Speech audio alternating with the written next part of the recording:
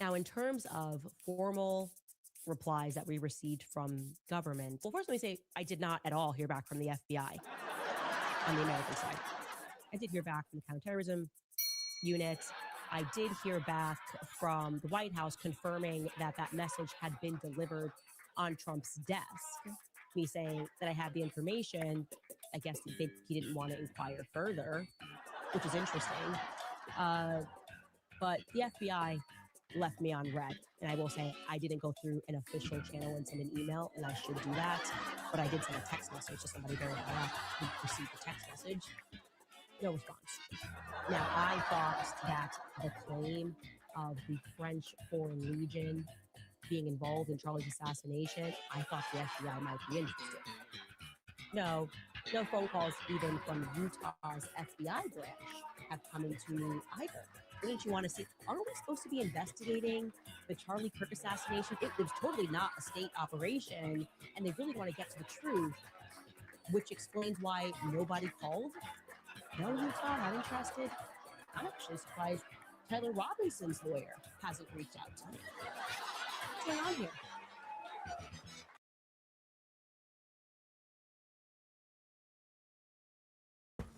All right. Hey, guys. Let me know if you can hear me. I've been having internet issues, as some people would be aware on my YouTube who've been following me.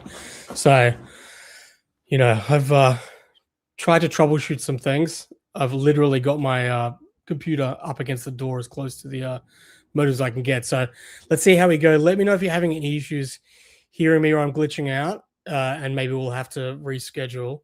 But I thought it would be good to jump on this because there's this whole protect Erica Kirk group chat thing that Candace really wants to make a big deal out of.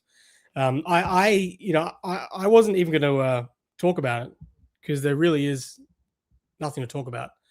There's nothing there, but I guess it's a really slow week for Candace, so she's going to create as much drama and try and paint this thing to be, as she usually does, some massive conspiracy against her involving Zionism and people getting paid, and paint this massive conspiracy, which it absolutely isn't. Anyway, so I've reached out to some of the people who are in the group chat, and so some of them will be dropping by and we can have a bit of a chat. Anyway, it's all a bit hilarious, really. I've got some clips. I want to also throughout just really show how absolutely hypocritical it is that Candace Owens seems to care about people discussing, I guess, personal information about her. This is literally someone who built a doxing website and who has been harassing, countless people, most terribly, Erica Kirk. Anyway, so I'll bring up, I've got Jackie, who was in the group chat. We just said hi before, but we've never actually chatted, but I'm familiar with her on Twitter. So it'll be good to have a chat with her to get her take and to get to know her a little bit. Let me bring this up, and then I'm thinking we can respond to what Candace said today and we can take it from there. But yeah, ask questions in the comments, drop some super chats, and let's get this thing going. But I'll bring up Jackie now. Hey, Jackie. How you doing? All right, let's maybe we can talk about this. What's your I don't know, what are your thoughts on what's going on? And then maybe we could throw to Candace today and we can go from there. I'm not getting the audio. If you just asked me something, I couldn't hear it. Can you hear me now?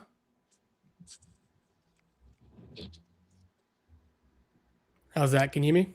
We're having a technical problem. Having some issues. Can people hear me in the comments? Let me know if you can hear me. All right. I can hear Jackie. She's a little bit glitchy, but I can hear her. Can you guys hear me? Otherwise, I can get the clip ready for Candace. Maybe Jackie. Let me see. I can see fine. I can't hear. You can't hear me? Maybe try exiting and coming back in, Jackie. We can see if that works. Let me remove your drop it back up. All right. In the meantime, let me pull up the Candace clip from today, and we can respond to that. How's that? Can you hear me, Jackie? Huh. Still can't hear me? Sorry, Nathan. I don't know why I can't hear you. No, you're all good. Checking on my end. People can say they can hear both of us, so it might be an issue on your end.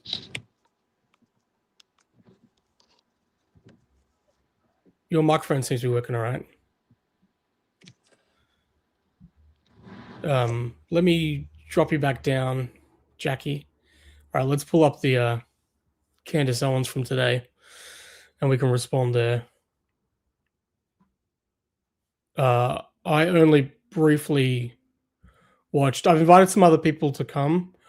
Candace Owens went after one person really viciously, in particular. So I'd like to cover that. But let's grab the moment now. All right. Here we go. Pull you back up. Hey, and can you hear me now, Jackie? No, still having issues? Having a hard time hearing. Okay. Can you hear this, Jackie? Let me play this. Element of this case. Anyway, so last week we told you. You can hear that? Okay, the issue is with my audio on your end. I'm not sure. Maybe try exiting and coming back in.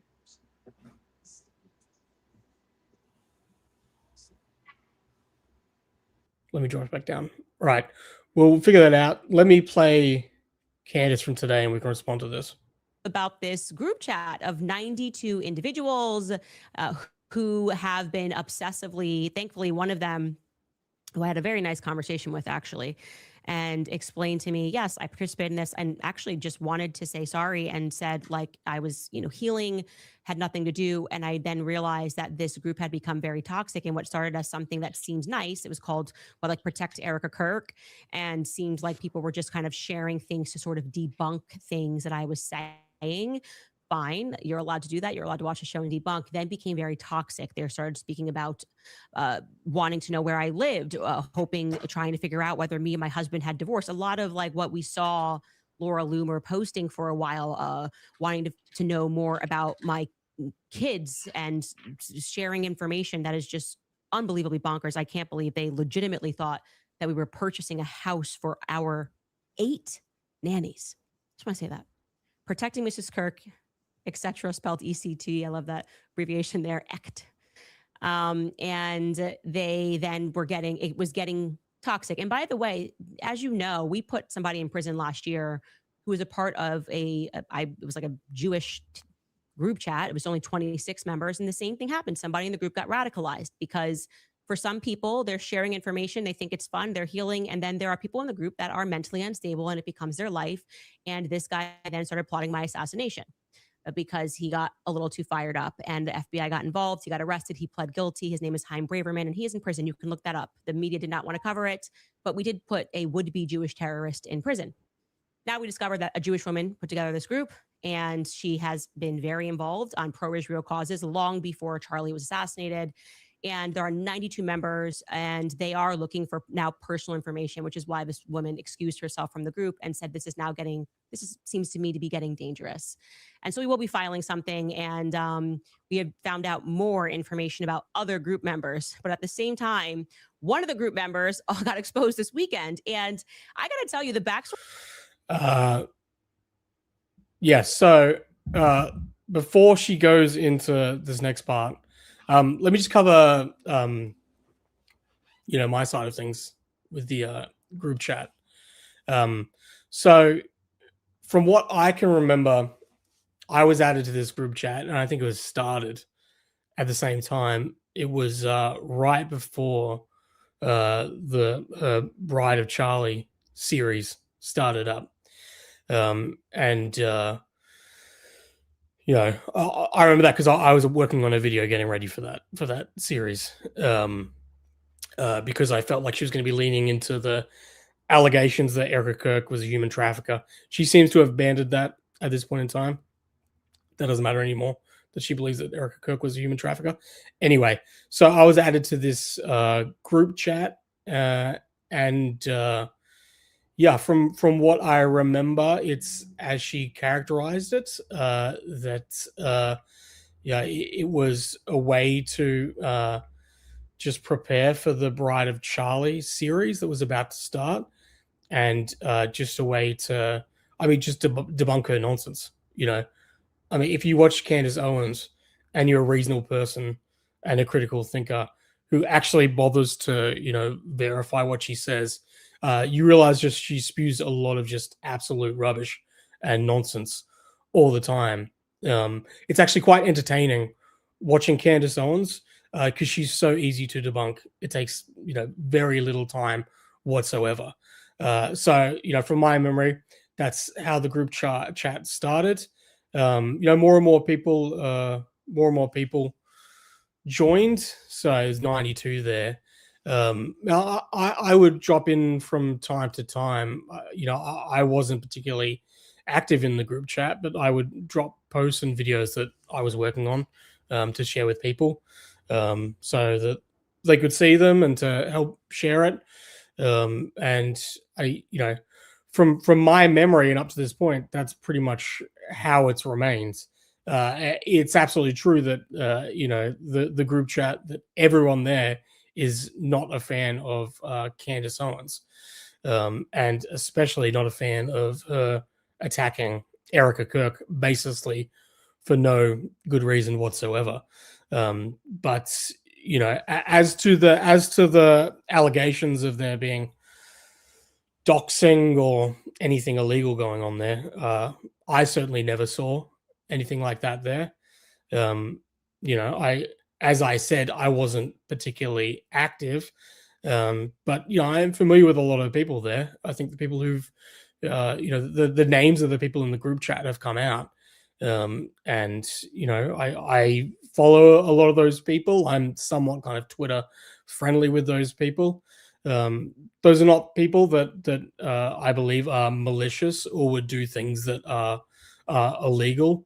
You know, I look at the nature of things is that I get added to group chats all the time. There's nothing unusual about that. You know, I'm pretty sure that's just the reality of how we live now, is that a lot of us are in a lot of group chats, whether that's to do with work or personal things, family, whatever. So, you know, there's a lot of these different group chats. You know, some of them I'm a little more active in, some of them I'm not. But you know, for me, I can't stand drama. That's the first thing. I always drop out when there's drama, and I'll drop out if I think there are, you know, illegal things going on. And I certainly didn't see anything illegal whatsoever there. I think it's very important to point out that Candace Owens and this person, Shady Lady, who I don't know this account. I'm kind of familiar with the handle. I saw that she follows me, but I have no clue who she is. I believe the backstory is that she was someone who wasn't a fan of Candace Owens, which is why she was added. And at some point in time, things changed, I guess, and now she's getting on phone calls with Candace Owens. So I'm not really sure what's going on there. I'm not really sure about, you know, the beef and drama within her and other people. There is drama. Drama does exist, of course, with all these kinds of things, especially in this like sphere of, you know, commentators. It's something I don't really like indulging in. You know, even for me, this streaming thing is new to me. You know, as anyone who's familiar with my work would know, is that I don't really put myself in my videos because it's just not something that interests me, that drives me. I like to communicate, you know, my ideas without having to use talking heads. I actually think talking heads are quite detrimental these days to people actually being able to be analytical and critical thinkers. So I'm not someone who likes to engagement farm or beef. And like I said, starting this thing now, I had no real interest in actually, doing anything on this group chat thing because it is a massive nothing burger. But Candace Owens seems to really want to make this into a thing. So, I'm happy to address it and talk about how ridiculous it is to point out what she's doing. And I can show you how she's done this before. Let me try and bring up Jackie. We'll see if the issue is resolved. Can you hear me, Jackie? Finally, I can hear you. Oh, great, good. All right. You probably heard a little bit about my backstory about all of this. So it'd be good to get yours. Right. I can see Gary, also known as Paramount Not So Tactical, is in the foyer. So I'll bring him up in 1 second. I'd love to get his side of things. I don't think he's got a lot of time, so I'll bring him up in a second. So Jackie, maybe if you can give a little bit of your backstory, I'll bring up Gary, and then we can go from there. Sure. Yeah, I heard a little bit of what you were saying. In some ways, I'm the most boring person to ask about this because, again, I was not that involved in the chat, and I truly have no recollection of entering it. But I was, of course, very active in trying to combat the information or the misinformation Candace had out there. So at some point I was added to the group or I was invited. I don't even know how long I've been in the group.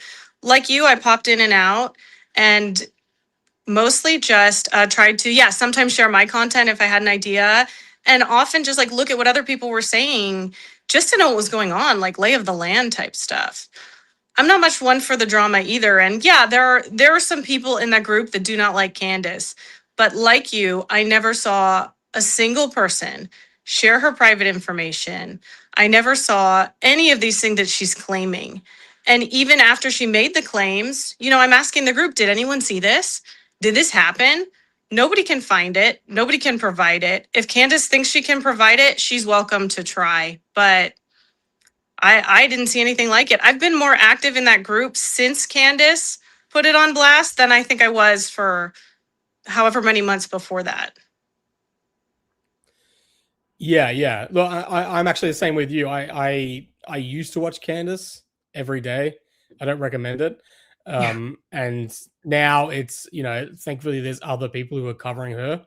So they can give me tips and, what's going on. I can do videos off that. But yeah, you're right. That's the kind of resource that it's useful for people who are keeping track of it. I can see Lady Luck Club. I've DM'd you on Twitter, Lady Luck Club. It'd be good to get you to jump on board. I'll follow up and see if I've got the link to you. But let's bring up Gary because I'd love to get Gary's take on this. I think I saw you doing a space before this. But I'd like to go, I feel like Candace she's maybe like a few episodes away of you getting your own dedicated series pretty soon, Gary. She seems completely obsessed with you. So I don't know what you've done to completely get under her skin. She dropped off. I was disappointed because she stopped referencing me for a while. And it really, I that's fine, but it's like, am I losing it? Am I not, am I not getting to her like I used to? And then when the group chat came, I was the first person she mentioned where it's like, oh, all the usual people. And I'm like, okay, no, it's good. I'm still, I'm still there. Let's, I don't know. Yeah, I'm just interested to get your take on what's going on and on the accusations with this group chat. Let's maybe start to kind of demystify it.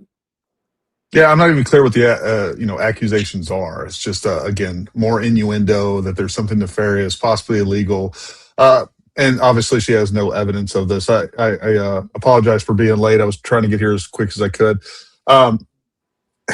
She has obviously no evidence of this, and just like I heard both of you talking about, I was rarely in there. But I have never seen anything or anyone trying to dox Candace or anything else. And actually, I was thinking about this today. It's actually pretty ridiculous because not to throw Laura Loomer under the bus, but didn't Laura Loomer put out her address and information a couple months ago. So the only thing I could even think of that could possibly even come close to that was, I'm sure that people did share that post from Laura Loomer in the chat, and they may have commented on that. But I can tell you right now, if I had ever seen anyone, trying to dox Candace, like, I have a lot of information on Candace, including, I don't even know if I have her address or not. Well, yeah, again, some of the stuff but the point is I would never share that. There's other people that are in that space that I have information on them that I would not share with that information. I don't want their families to be targeted by anyone. And, like, my address has been doxed multiple times through Candace surrogates. Stu Peters put my personal cell phone number. He published that. So, like, this is something they constantly do. And this is, again, is accusation through, projection through, whatever. Anyway, she's the accusation through projection. And it's what they do every single time. And it's what she does every single time. But the fact is, she doesn't have any evidence, because there was nothing nefarious done in that chat that I'm aware of. And I would just go on the record saying there's nothing nefarious done in that chat, period. I just know the people that are in there, very like-minded people. And, she's running out of content.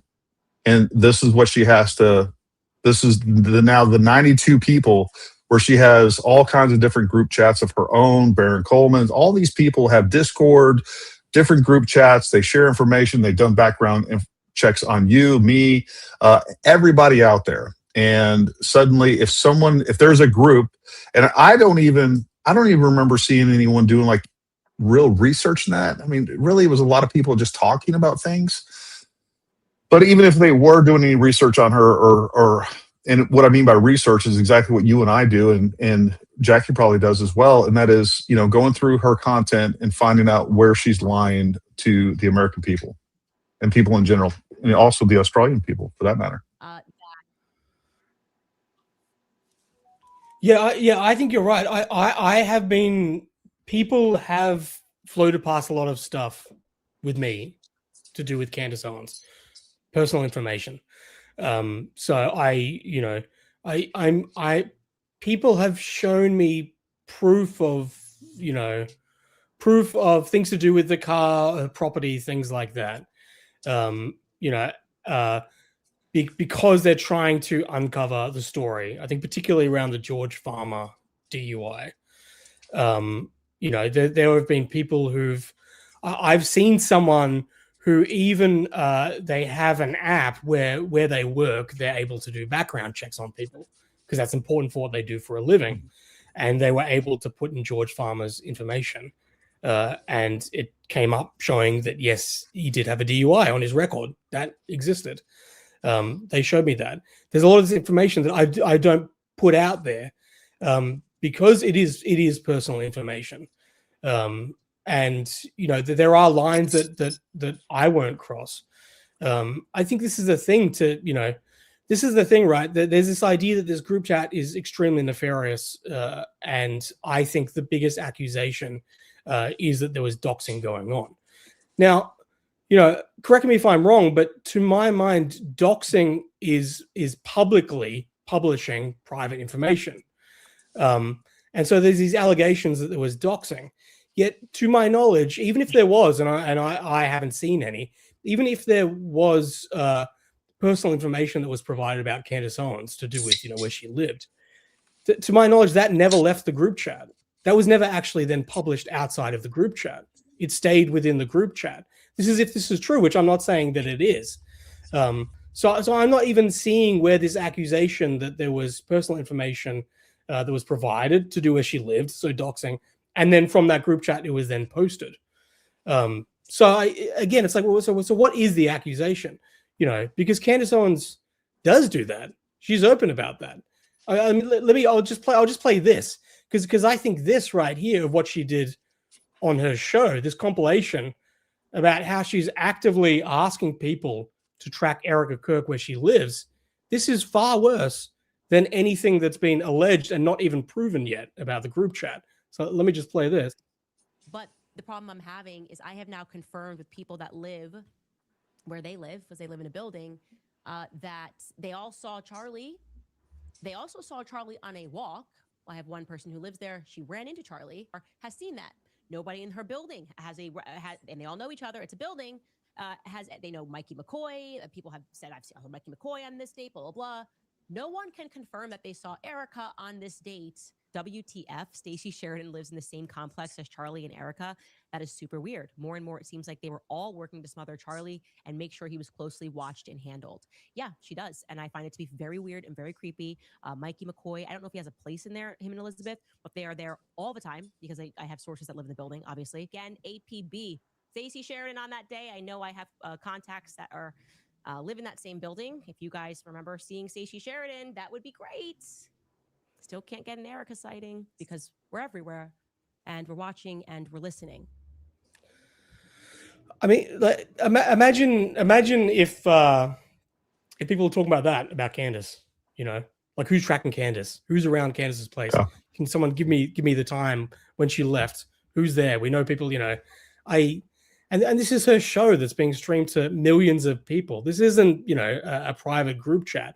And again, the doxing hasn't even been proved. So so you know, what are we doing here? I don't know. I mean, like, what's your take on that, Gary? The idea of that, you know, let's even give her the most generous, you know, let's say that people did provide personal information, which again, I don't think that's true. But then that never left the group chat. So, I mean, what are the legalities of her reporting this? Absolutely none. I mean, she can report whatever she wants. I actually made a AI video of her phone call with the police with that, which was pretty funny. But yeah, imagine if you or I were on the live stream. We're like, hey, look, man, I got neighbors of Candace Owens. I got them watching every move that she makes when she leaves. Like, people would lose their ever-loving minds. And that is the double standards that we're dealing with here is what's nuts to me. The hypocrisy. Like, if they didn't have double standards, they'd have no standards at all. And that's what's nuts. Is like they constantly dox people. Baron Coleman, you know, he doxed the crap out of my producer because he couldn't get to me. You know, he took a picture that he found when she used to do a lot of veteran work. She was also a domestic violence survivor.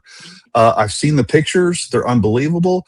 He found some post from 13 years ago on some forum that this same guy was claiming that he put a hit out on her. Obviously, this is 13 years old. This is domestic violence abuser. And because it's 13 years old, obviously, it's self-evident that, you know, she didn't do anything wrong or she would have been charged. She wasn't.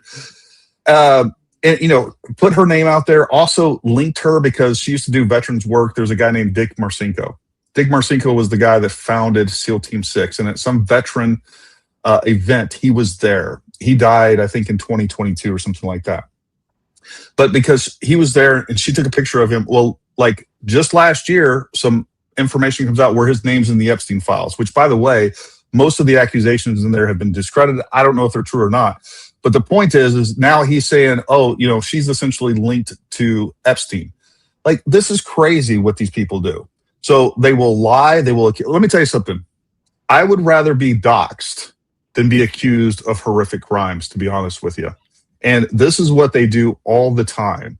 Not only does this put people in real danger, they just don't care. And then if there's anybody doing any opposition research like you and I do, and I mean literally just highlighting, like, you're lying here, you're lying here, you're lying here, you're lying here, that is enough for them to go out there and just smear us left and right, accuse us of all, like, she's even linked me to saying that I was part of the entire conspiracy and that before this I was part of DOD prior to, and this is a conspiracy with DOD to kill Charlie Kirk, and I am a part of the cover-up. So she's literally accusing me of crimes and being part of the cover-up of this conspiracy to kill Charlie Kirk. It's insane. And, you know, I'm like, if she thinks this is going to intimidate people, and let's be real, that's what this is about. She wants to intimidate people and put them on notice that if you're doing anything that is contrary to her or a threat to her, she's going to expose everybody. And that's what this is really about, is trying to silence people and trying to silence her critics. Yeah, let me play this. This is from so last October. I was told for a long time that her book club is just nuts. It's unhinged. Because it's behind a paywall. So it's, I mean, Candace, the show is already completely unhinged and just untethered from reality. But this is her like most loyal followers who are paying to have access to her, under this idea that there's a book club, and the books they read are, like Chaos and Hollywood Babylon, trashy stuff. Anyway, so I went, I accessed one of the book clubs, and it was in October. It's when she took a break from her show, and yeah, it was completely nuts. In it, she accused the Trump administration of killing Charlie Kirk, and she called Elon Musk and Peter Thiel hybrids that if she stabbed them, they wouldn't bleed. Crazy stuff. So I screen recorded it because I believed yes, she owned the rights to it, but what she was saying was so insane that it actually it was a public good to release it and to publish it, and it went really viral because it made her look, because I mean she was insane. She was ranting like a lunatic. She then copyright struck it and got it taken down. Anyway, my point is that I just want to show her describing how she copyright struck me and was laughing about it, and then how she then reframes it a month later. So let me just play that, because I think that's what she's doing with the whole group chat thing now. So let me just play this. The one safe place is my book club. Okay, I'm like, we're real, like, we're ratchet in the book club. It's not on the screen, Nathan. I don't know if you're just doing audio. Oh, you're right. I do that all the time. So I know. You're right. The one safe place is my book club. Okay, I'm like, we're real, like, we're ratchet in the book club. I say whatever, but they clipped it. This is Nathan Livingstone, this guy, MilkBarTV. I was like, you're getting hit with a copyright strike, my friend. Okay, proud of myself. Hit him with a copyright strike. They sent undercover operatives to sign up for my private book club that I kept on Tuesday. And then they took out a clip of that book club, from that book club, and accused me of accusing Erica of murdering her husband. I mean, they manufactured that claim out of thin air, and then they made it go viral. They sent it out to all the right people, Steven Crowder, right?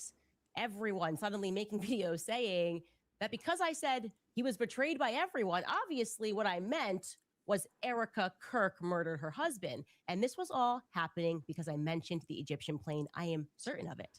The one safe place is my book club. So that's the thing. It's like she knows my account because I've been covering her for years. So she's well aware of who I am. But you see this in real time, where she accurately represents what she did and what happened. And then a month later, she's introduced the Egyptian planes. So then she realizes, oh, I can use this. I can use what happened last month to try and support this Egyptian planes thing by saying that there's a conspiracy, and saying that actually those viral clips were a part of this, Zionist conspiracy, because they were freaking out because I was mentioning Egyptian planes. The viral clips, me accessing the book club, happened before the Egyptian planes were even mentioned. But it's the same thing with this group chat. I mean, when you actually see the members in there is no one who's high profile. There is no one who's who has any access to anything shadowy deep state connections. But today she is attempting to now say that this is part of some massive covert. It's a thing where it's like it's unfathomable to her and her audience that there could be just that many people that can't stand her and believe what she's doing is just completely diabolical. I don't know, Jackie, do you want to weigh in on all of this? Yeah, I think it's so striking to me that she will say, we're ratchet in that book club, and she'll just admit that they say whatever they want and they gang up, and then she has no idea what people have been saying in this group. Really, she has no idea. And she's going to extrapolate out all these nefarious ideas when she's admitting to doing worse, and you have it on camera. So her reaction to it is basically to admit it, to make fun of it, to act like it's nothing, and then to copyright strike you. And that's pretty much always her MO. Like, she tries to admit the thing on some small level and then mock it. But then when other people are doing it, she blows it up into some huge conspiracy that it's not. And she's pulling, there's Jewish people in this group and they did this and they have these connections. It's like, I don't think anyone in this group even knows the ethnicity, the religion of anyone else, except that prayers are sometimes shared. It's the things that she's trying to pull in here are so, it's like, my background is mental health. So when I see the things she's doing, that's where I always go with it. And it seems to me like she has this giant army of flying monkeys, basically, that are just doing her bidding. She admits to them, but when she does it, she frames it as so innocuous. It's like she's just got a book club and we all just get kind of rowdy in the book club. But how many millions strong are all of her networks of people? Like, probably thousands of people in that book club, right? There's 92 people in this group chat. And what we primarily do are just share each other's content to each other to counteract attacks on Turning Point and Erica Kirk. Yeah, let me here's what she posted yesterday. Okay, now that I've learned that it is a Jewish woman, Clarissa Goldenberg. So she's right now showing the name of someone who apparently she's saying Who I'm not behind even the, aware group of. If chat. you guys are, I'm not sure. I've never I seen know this name who before in my she's life. saying. I know who she's referring to. Okay. But that's not even the correct name, by the way. So Right, that's yeah. pretty funny. That's my understanding too, is that this isn't even the correct name. I don't know the name of the person. I know the handle that started the group chat. I don't know the name of the person. But yeah, you're right, Gary. As far as I'm aware, this isn't even the right name. And I'm pretty sure I even heard that now people with this name, I mean, people with this name, she's now like sent this name out to her millions and millions of followers. So anyone with this name, it's like, well, now you're fair game. Okay, now that I've learned that this is a Jewish woman who is the admin of the chat of 92 people who are sharing information about me and my family, I am actually going to file a report. You will recall last year we had a would-be Jewish terrorist who was plotting my murder on a group chat that similarly grew increasingly radical and obsessive until the FBI stepped in. That man is currently in prison after he pled guilty. I have learned that within this Protect Erica Kirk group chat, they not only were sharing our personal information, but were sharing photos and trying to match my kitchen according to a Russell Brand interview I did.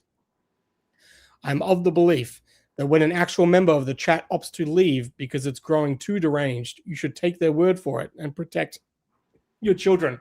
Brittany Widener sending 4,040 tweets about me in the span of just 10 months is evidence of a real obsessive derangement.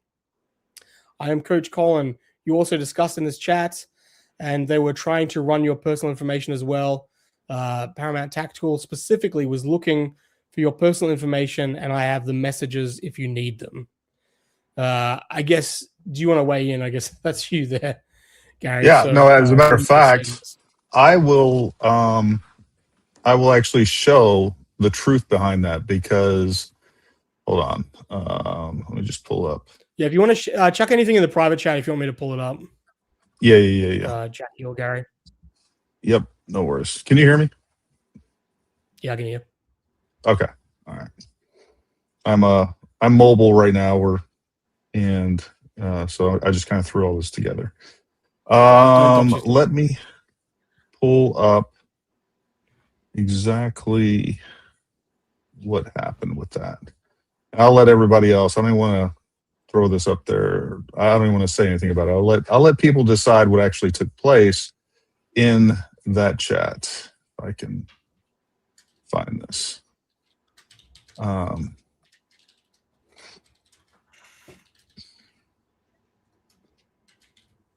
course, when you need to find something on X. This is. Can I make an observation while he's looking? Yeah, of course. Yeah. I have a thought from that post and many others that she does where she will take something that she wants to frame as criminal or dangerous and she'll compare it to something completely unrelated. So she says about us, about this group chat. Here they are, and they're all chatting, and there was another group chat that got to the level of being a threat on my life, and the FBI had to step in, and implies that those two things are the same. So in her audience's mind, she connects those two things. And this is what she does all the time. She just drops little connections. And the next thing you see, Elizabeth Lane is sharing this tweet and saying every person in their group chat needs to be arrested.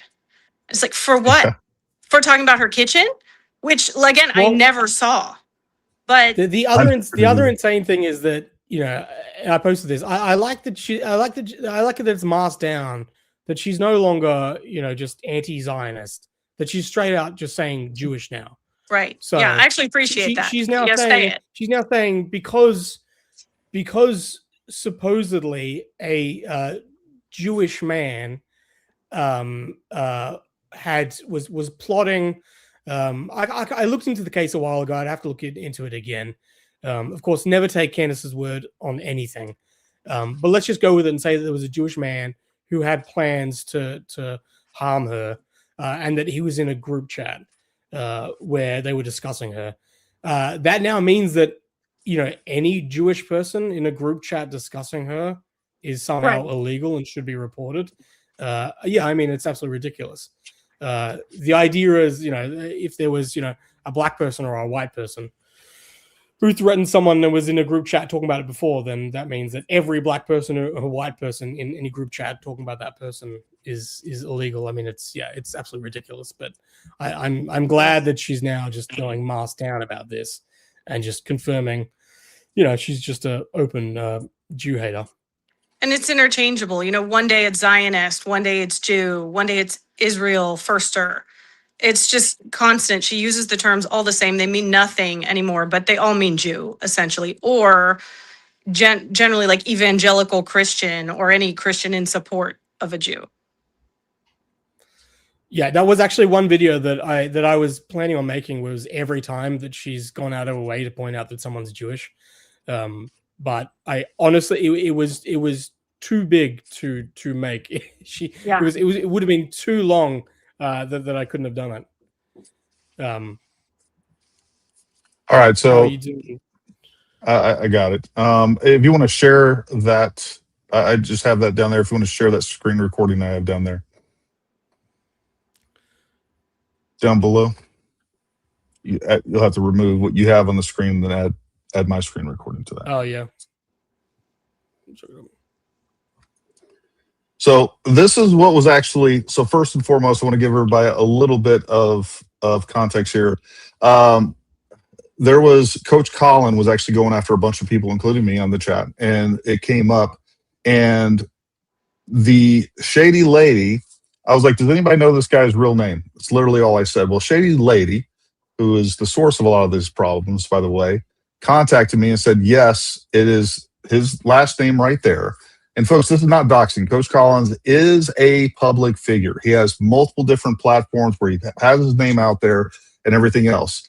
So I said, she says, yes, Cummins according to blah, blah, blah, blah, blah. All I asked, because she knew a lot about him, I said, did you do a background check on him? No, I have not. That was what I was guilty of, asking if she had done a background check on this guy. And by the way, there's nothing illegal with doing a background check on somebody, right? So here's his other public profiles that he's put out. He has multiple Instagram channels. Like, this guy is very public, and there's nothing illegal about doing a background check. That's not what was done here. No personal information was shared. His address wasn't shared. None of that. So this is what she's making much ado about, and that I am somehow doing a background check on this guy or asking about this. And by the way, this is a text message. This isn't the chat. Also, so you ask, you know, did you do a background check? She doesn't say, you know, no, like how dare you ask that, you know, I'm outraged. I don't engage in this. She comments back saying, no, I have not. And then, provides additional profiles on the guy. Yeah. That is what happened, and what she's referencing in that post right there. She's saying that I somehow did a background check, and if I did do a background check on it, who cares? What's important is whether or not, or what's relevant is, did I share private information to somebody? Did I give out his address? Did I give out pictures of his house, or any of the things that, again, doxing, words mean things, and there's a clear definition of what doxing is. I do not want anybody doxed, and I've been on the record. Again, I've been given personal information about a lot of people that I don't like, that I have investigated. Leah Files recently was one of those that I was doing an investigation on. I worked with other people. There was a lot of information that I had with addresses and everything else. I wouldn't share that. I share what's relevant, and just like everybody else. And by the way, I don't want anybody doxing anybody, and I sure don't want to be doxed, which I have multiple times. And I've had property damage at my house right after I was doxed. So again, it's accusation and projecting. Just again, no one's been doxed. Like no one's been doxed from because of this group chat. It hasn't happened, and no evidence has been provided that personal information was even shared. What's the background with the shady lady, Gary? Because I was saying before, it's like I'm not really familiar with this account. I see that she shares me. I'm pretty sure she was, anti Candace. So I don't know. I mean, so you DM'd her. So Yeah. So Shady, we lost. Anyways, so Shady was in this group, and I've had her on my channel before. To keep it as short and sweet as possible, she got into some personal drama with some other people within the group. She was getting in the group, drinking, by the way, and crashing out on people. And then it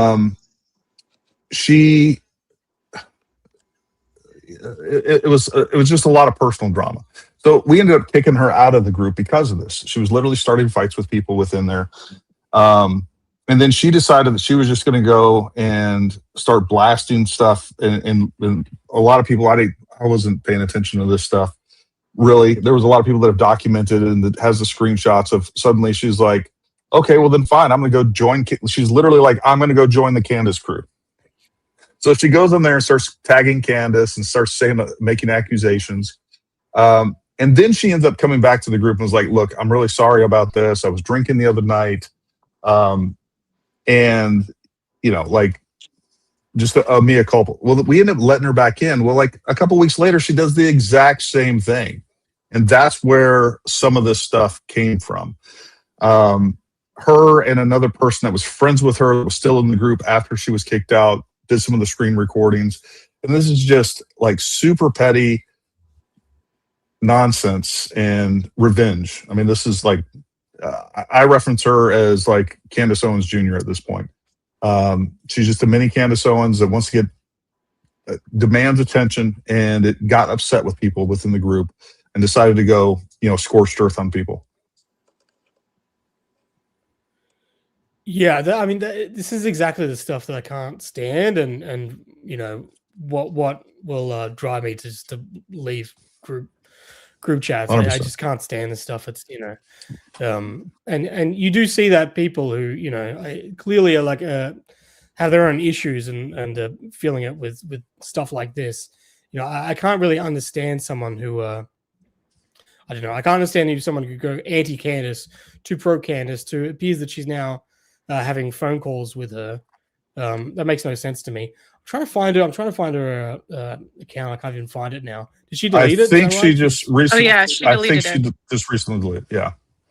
The first time I ever saw her was when she created this second drama. Like I said, I was in and out. So it's like I didn't even see her the first time. I didn't even know who she was. And she's creating this giant meltdown because she was in some other chat, and people who had lives and were going about their day didn't come into some chat to support her. It was the most childish thing I've ever seen. I think you guys kicked her out.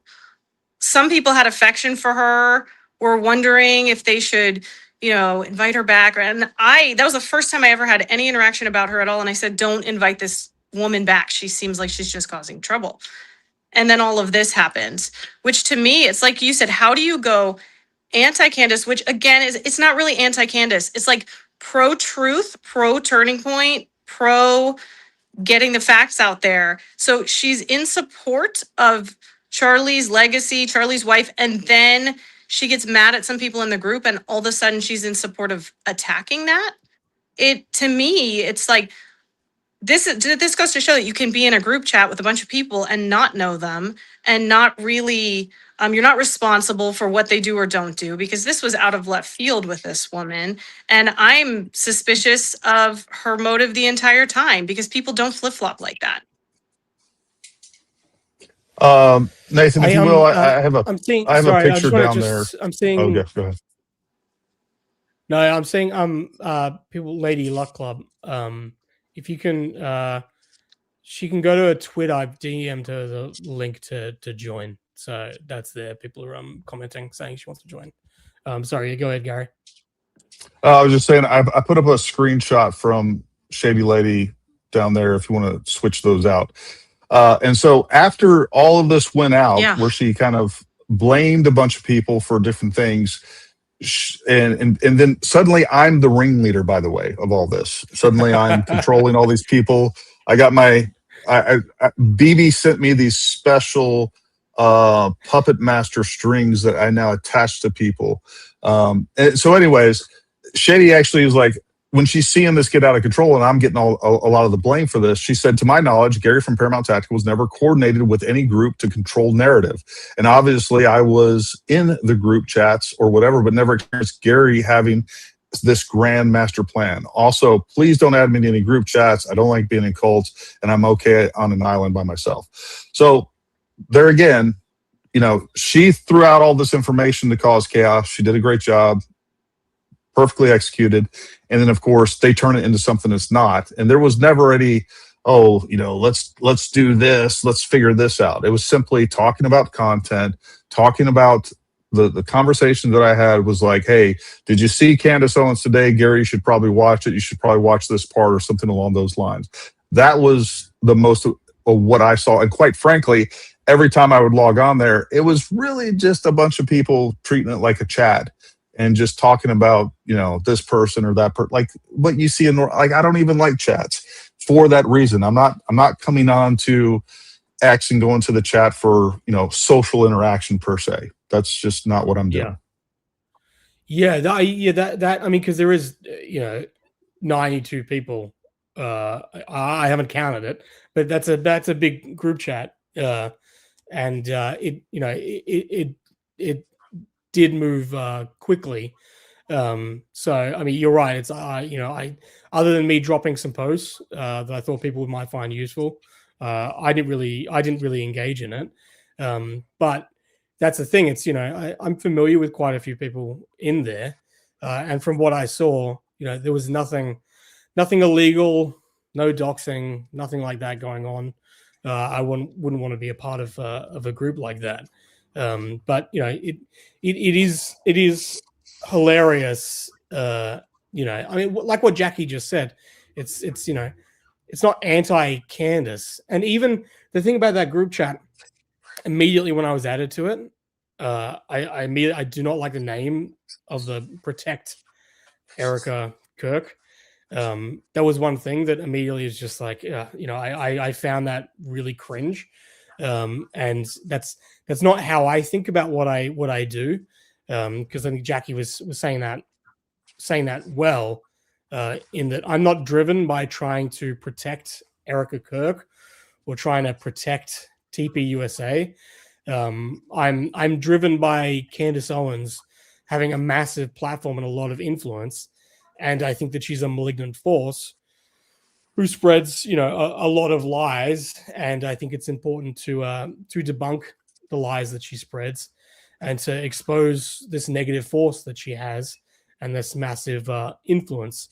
So yeah, I don't know. I don't like the name Protect Erica Kirk, that group chat name. I didn't like it. But you know, a lot of the people in the group chat, I like what they do. They do good things, and I think they're good people. I think it's what you're saying, Gary. It's the complete opposite of what I see Candace Owens and all her cronies and cult followers do. Even just today with what she did with Britta, Oh. it was just like absolutely horrible, and again just beyond hypocritical that she would make a big deal out of a DUI with Yeah. with her Everything's husband. hypocritical. Like, how old is Candace? 38? And she's calling Britta a middle-aged woman. I'm like, what are they? A few years apart? It's just everything about it. Every way she characterizes things, it's hypocritical. It's so frustrating also because the way she framed it in her show today was as if Britta personally had been sharing all this information, which, like we've all said, if it was shared, we didn't see it. None of it was shared publicly. And I can say confidently that it wasn't shared by Britta. So it's like she groups everyone together and everyone collective guilt. And then her lackeys go out and try to act like a crime has been committed. And then she threatens to report a non-crime just to intimidate. Like you guys said, the whole point is to intimidate people, to scare everyone out of the group, to get everyone to stop giving her any pushback. And then when you go look at her channel, her YouTube channel, it's obsessive. It's like the names even of her shows are things like why Erica Kirk needs to be taken in for questioning, why Erica Kirk needs to be investigated, Erica Kirk's girlfriend. It's just insane. She Yeah, also, and she was. No, you go ahead, go.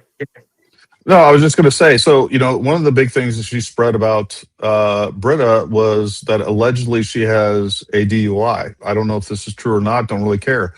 But obviously, somebody did a background check and did some research on her, and yet she puts that personal information out there. That's not legally doxing, and whatever. All's fair, I guess. But the fact is, she won't take any accountability for the fact that her husband has a DUI, that they covered it up. I think there's some real questions, especially given the fact that he was an immigrant. He wasn't even legally a citizen at the time, gets a DUI. We do have information that there was a gun in the vehicle. Like, how did that happen? And most importantly, why did that get expunged? We know that took place. But also, how did it not affect his citizenship? And I just also want to, real quick, I'll read this tweet from Candace. She said, discovered more people behind the anonymous accounts in this Protect Erica Kirk group chat. And it's now getting interesting. Names of the people from the top conservative companies. That is why they're all freaking out. Stay tuned to get very interesting. I'm not even going to, we'll address that in a minute. But I replied, or I retweeted, and I said, what?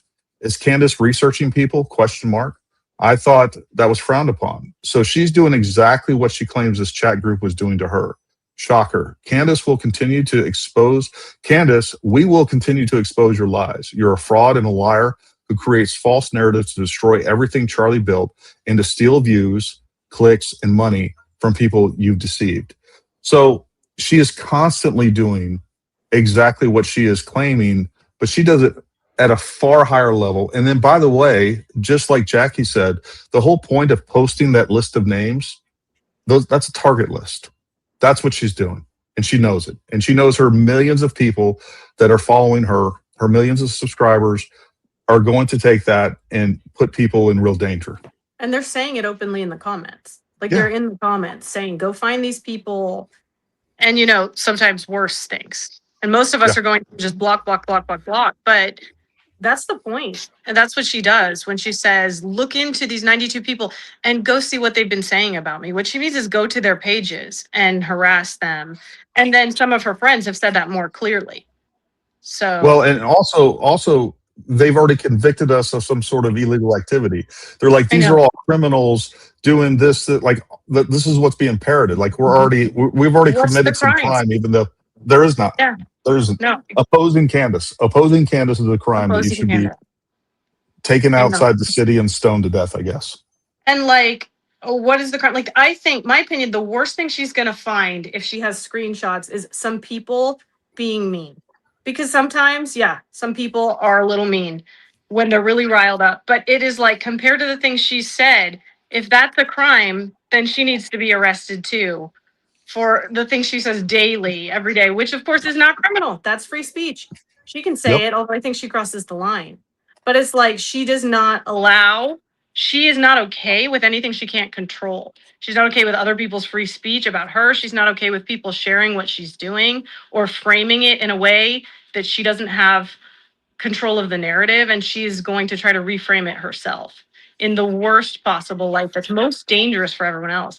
The power differential is insane, where she tries to act like she's afraid of, like you say, a bunch of people that there's a few larger accounts, but none anywhere near her size, and almost all of them much smaller, just relatively average people on this platform that had mutual goals, which, like Nathan said, it's really just truth, debunking, that kind of thing. And those are the things I stayed in the group for, because I would see videos like some of these debunking videos, and I would find that useful for myself. And I would go look at the original video myself. I'd go watch a video after I'd see something like that, so I could do my own assessment. It's like nobody was coordinating. I never saw any of it. If it was, And it's like I'm people were sharing disappointed their by own that, stuff. actually. I mean, seriously, like, look, at the end of the day, from the very beginning, whether it's Candace Owens, Ian Carroll, Baron Coleman, all these people openly coordinate and come up Yeah. with new narratives and everything else. And they just like share around the narratives across there. They have each other on their podcast. They have been extremely sophisticated and have been collaborating and coordinating and very strategic from the very beginning. Like, we don't have people on our side doing that. We need to. I mean, we need to get those. It should be 92,000 people in that group, not 92. I mean, So, that's a good you know, point. Like, it's not a crime to coordinate. Like, maybe people No. should coordinate. They should be. No, They should be. But it's like anyone who covers this, who covers Candace Owens, or you do a good job with Baron Coleman. People who just, and a lot of times it's lies, but it's also lies about people. It's exactly what they're accusing us of. And yeah, you're absolutely right. Trying to actually debunk the amount of traction those lies get compared to the truth, it can be demoralizing. It can be demoralizing. But no, I mean, you're absolutely right. Her like investigation that she does most of the time is to take someone. She took someone in law enforcement who was a witness in the preliminary hearing, and then for some reason she made a big deal about a relative that was killed in a gang related crime that had nothing to do with anything whatsoever. Decades ago. And it was purely because. Yeah, it was just because someone in law enforcement, was a expert witness in the preliminary hearing. She then dug into this person's family and tried to find something in the past that wasn't even to do with this person to try and like delegitimize her. Yeah, no, you take a law enforcement agent that is now a witness on one of the biggest trials, obviously for the preliminary hearing. She went back. She told everybody where she was originally from, where she went to high school, what she did in high school, dug up a bunch of things on her family's past, talked about her uncle being killed decades ago by crime or gang activity. I mean, how is that not witness tampering or intimidation, or like there has to be laws against that, but yet you want to come at us and just claim like we have evidence you did. I wouldn't necessarily call this doxing, but man, that sure as hell is unethical to say the least. Like, I would never do that to a law enforcement agent. Their lives are already on the line every single day as it is. And now you're attaching this person and questioning their, I don't even know what, integrity. I don't know. Just painting them, smearing them in the most ambiguous way. And all Candace has to do with her followers is like, I don't like that person. They give me bad vibes. That's all it takes. And now they're a target. Well, it's so reckless. It is. No, but that's exactly what it's always been her MO. Whenever there's a target, whenever there's someone who's, for whatever reason has crossed her and, is now in her crosshairs, she then digs into her life to try and find anything that she can use to try and discredit them. It doesn't matter if it's in any way related to what the issue is. It doesn't even matter if it's related to her. It could just be, yeah, like an uncle from decades ago Right. that was somehow killed in some gang crime. It's disgusting. Let me let me see if this plays. But this is just to show her. I mean, this is 10 years. So this is her with her doxing site, Social Autopsy, and I think this was just from a few months ago where she was talking about trying to find the identities of some of her critics. Hey, real quick, Nathan. Yeah. I was just going to say, I noticed it, but some people in the chat, I don't know if you can boost the volume on the videos you've been playing, but the volume's pretty low. Yeah, let me try and, because I'm playing off the links, so I might have to try and download the videos first. Let me see. No worry, you can still hear it. If it was an easy fix, I get it. I know how it is. No, you're right. It is a little low, so you might have to turn it up for this. Hey guys, my name is Candace Owens and I am the founder of socialautopsy.com. Our team has crawled through the public interfaces of Facebook, Twitter, and Instagram, creating real profiles for the individuals that lob hate speech over the web.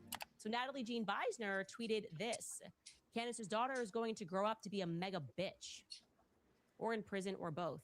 We're going to have to learn about who these people are. People need to know where you are, who you are, why you are, where you're from, how did you get here in your life, what's in your medicine cabinet. I don't know. I wouldn't want to live next door to something like this. These individuals are your teachers, doctors, neighbors, and business owners. And for the first time ever, you will be given the chance to run a real background check on them to see what these people represent behind closed doors. These people, like I said, are dangerous, and I wouldn't be shocked if we discovered some things about these people. What we are doing is figuratively lifting the masks up so nobody can hide behind, Twitter handles or privatized profiles. So I am going to start prodding, looking into some of these accounts who post all day, every day. And I'll let you know what I discover. Social Autopsy is your digital footprint, so be mindful of the words that you share. Yeah, I mean, Guys, my name is... It's like if projection was a person. Yeah, and I just want to say in her defense, or Natalie Jean Beisner's defense, number one, she deleted that. She actually apologized to Candace Owens, and I could tell you she felt bad about that, and she shouldn't have said that about her daughter. She's recognized that, and look, we all make mistakes, especially in the heat of what's going on in X, and especially under the duress, quite frankly, that Candace puts on people, the way that she attacks them so personally. So anyways, I just think that's important, because look, nobody should be talking about her kids. Her gay husband's fair game as far as I'm concerned, but shouldn't be talking about her kids. And again, Natalie felt bad about that, and she apologized for that. yeah, that's good to point out. I don't have that instinct if someone criticizes me. I don't know how I'd feel if they criticize my children. But yeah, I don't have that thing of critics coming against me to then try and find out what's in their medicine cabinet and where they live, and then to try and publish that out to the world. That's just not something that drives me. But that's absolutely something that drives Candace Owens. I mean, it's literally what she builds her content off. It's a strange thing of somehow she can get me to be sympathetic towards Brigitte Macron. I don't know how she does that, but yet she turns around and says that people are obsessed about her. When I really, it's like Candace Owens when it comes to Brigitte Macron. It's unbelievable, and not only Brigitte Macron, but Brigitte Macron's genitals. She has literally just built. I don't know how much content of what's between Brigitte Macron's legs. The idea that she can then turn around and say that like Britta. Right. Yeah, Brigitte Macron, I have no love for her whatsoever. But it's just the principle of the thing of just openly lying about someone in the most preposterous way. It's like, I guess I hope they win that lawsuit and lose everything else. that they have going I for s- them? Because oh, somebody sorry. should win a I didn't mean lawsuit. Yeah, so I actually attended that hearing, Nathan and Jackie, which was interesting. Of course, they didn't. Unfortunately, the judge didn't give any ruling on it, so it'll probably be weeks before that. But I from what I understand, I took a lot of notes and I shared those notes with Andrea Burkhart, who actually is a lawyer, and she kind of agreed with my assessment. I think generally, but yeah, I'm with you both. Like I hate the Macrones, and um, before all of this, and long before obviously Charlie was killed, I kind of heard some rumblings about what Candace. I didn't follow Candace directly. I knew who she was, obviously, and I knew she. I thought she was an ally in the conservative space, and I liked her because of her association with the Daily Wire and, of course, Charlie Kirk. But when I heard that she was basically claiming that Brigitte Macron was a man. I thought it was hilarious. I didn't know any details of it, and I'm like, oh, that's kind of interesting. And then I saw her interview with Tucker. I did watch that because I watch Tucker all the time regarding that case, and I'm like, oh, good for her, man. She's gonna, yeah, I want that lawsuit. Well, I just went to this hearing, motion to dismiss hearing of that lawsuit. So, and she's also trying to dismiss the Harpel lawsuit. So all these claims that she wants discovery, all these claims that she wants the smoke, that she wants the lawsuits, don't seem to be quite panning out that way.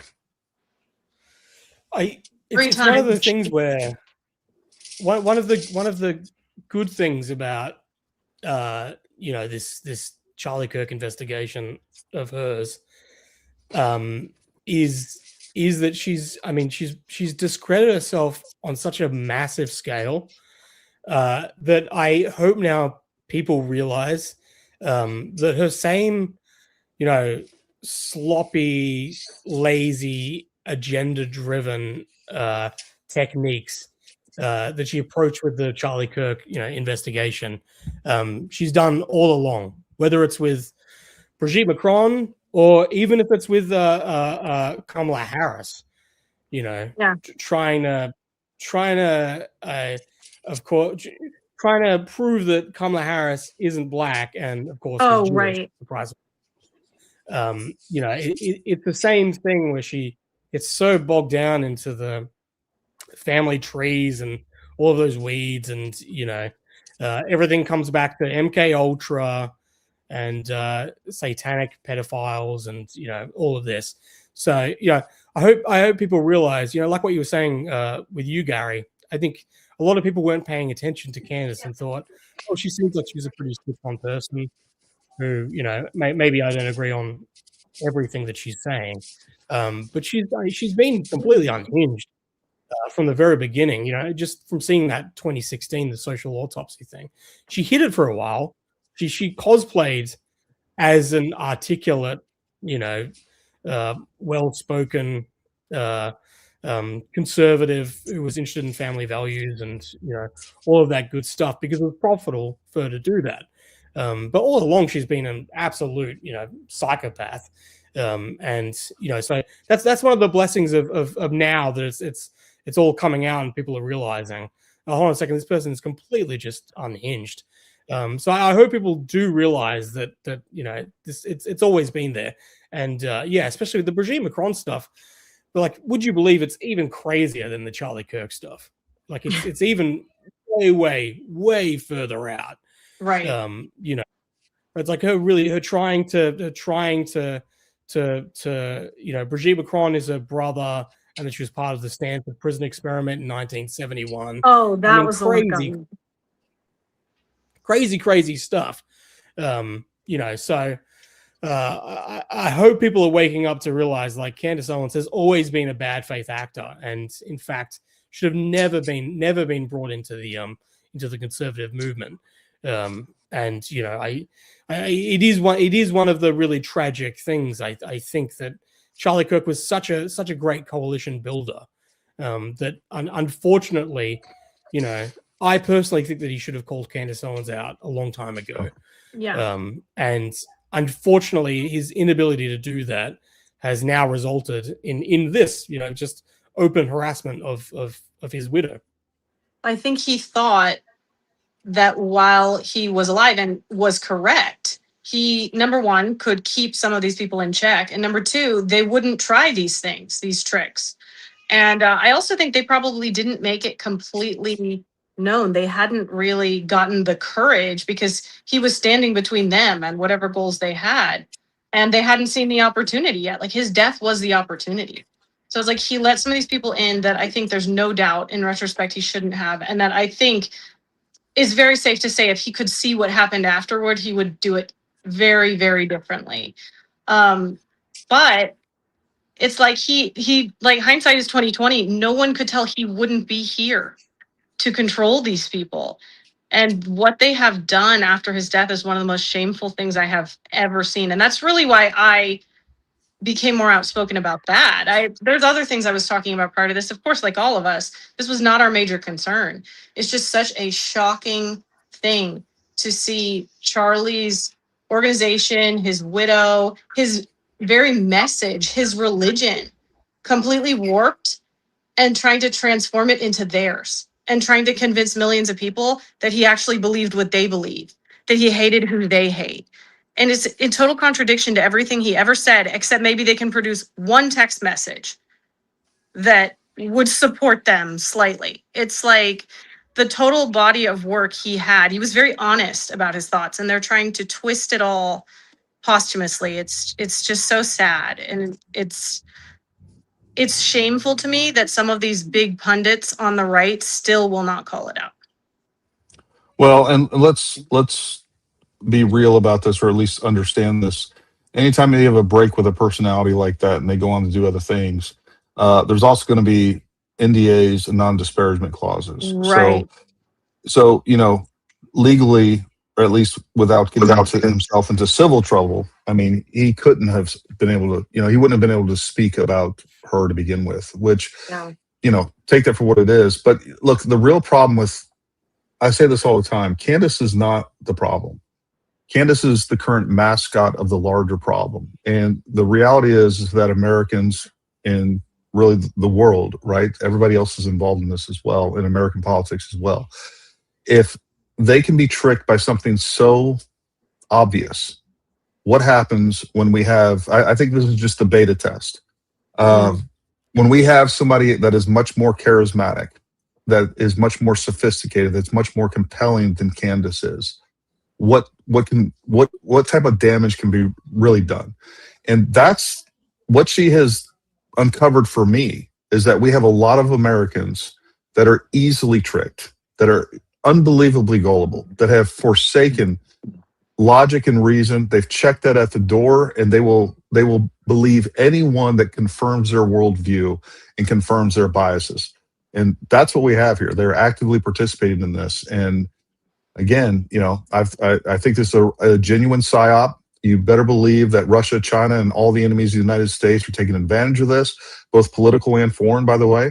And we see that in the bots. We see that I think her message is highly boosted, and because it is politically expedient. Look, this is ultimately designed to defeat Donald Trump.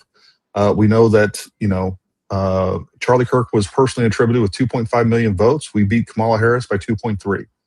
So that's what this is really about. And then, and then we see the rise of this woke right. I've been calling it Project 2032, but they are trying to usurp MAGA. And that's what this is. This is the globalist agenda repackaged for the right. And Candace is just the first. They now know how easy it is to manipulate Americans. And I think what we have in our future is much worse than this. Maybe you guys have noticed, as I have, that part of the problem is you can spend all this time and you can present this case of all your facts and like your 10 points. They don't care. They don't want to hear it. It's like the conspiracy is the only thing of any interest. And so many of these people, it's like, their interest is just anything that is not what they view as the establishment says. So it's like, if the police say it, if the FBI say it, if the Trump administration says it, they're just going to reject it. If Congress says it. And of course, there's people in all those organizations that you can and can't trust. And there are real conspiracies in the world but these are not them. And when you investigate something in real truth and you find that it doesn't check out, you reject it. These people never reject it. They have the conspiracy in their mind and they will do everything to frame a narrative around it, and they will reject anything to the contrary. And it's very scary because there's just almost no way to rebut them. But that's why I like Nathan's videos so much, because you show the side by side by side. And I think that's actually the most effective way to just show people's own words. Well, but No, also, he's the king of that. I've been I've got things wrong. I got something wrong with Candace, and she like, you know, completely just tore me to pieces with it. And she was right to, because I got bad information and I ran with it. And you know what I did was I realized it was bad information. I then posted saying I got this wrong and try and do better. And she, of course, took that, you know, and you know, made it into as much as she could to try and discredit me. And you know, I'm not happy that I posted bad information, but it does happen, and yeah. I've learned from that. But that's the important thing, right? The important thing is to admit when you make mistakes, and the important thing is that you're driven by trying to actually put out the truth there. But I mean, Candace Owens and her side, Baron Coleman, that is not what they're driven by. That's not what they're driven by at all. Now whether it's bad as it's just straight up that they hate America or the West and they're driven ideologically, or whether it's that they're driven by just, you know, their own profit and attention and, you know, whatever selfish reasons, you know, both of them are evil forces that need to be battled. And they're, you know, but I see them both in the same camp. They're both closely aligned. That's why it's always important.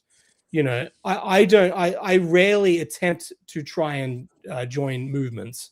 I usually just do my own thing, because, you know, that's the thing. I don't want to be tarred by what other people are doing. But, you know, if I see other people who are in any way, you know, aligned with what I'm doing, who are getting things wrong or doing those things, those same tactics, it's important to call that out, you know. Yeah. And I think you can immediately spot that. You can see when people are driven by trying to actually get the truth out there and combat lies, and people who are just attention seeking, or have an agenda. And, you know, that's where it's, you know, to pull this back to the group chat. That's not what I saw from the group chat, really, you know, generally speaking. I saw that the group chat is about trying to combat lies and trying to combat the negative things that are being put out there. And you're right, Jack. It's like what's been going on to Erica Kirk is so unfathomably evil. It's so dark. It's so dark. The people who are you know, the authors of it, but it's so dark that people who are actually you know, engaging it and fanning the flames. It really speaks to just, like, you know, how horrible social media is and just society now that this is popular entertainment.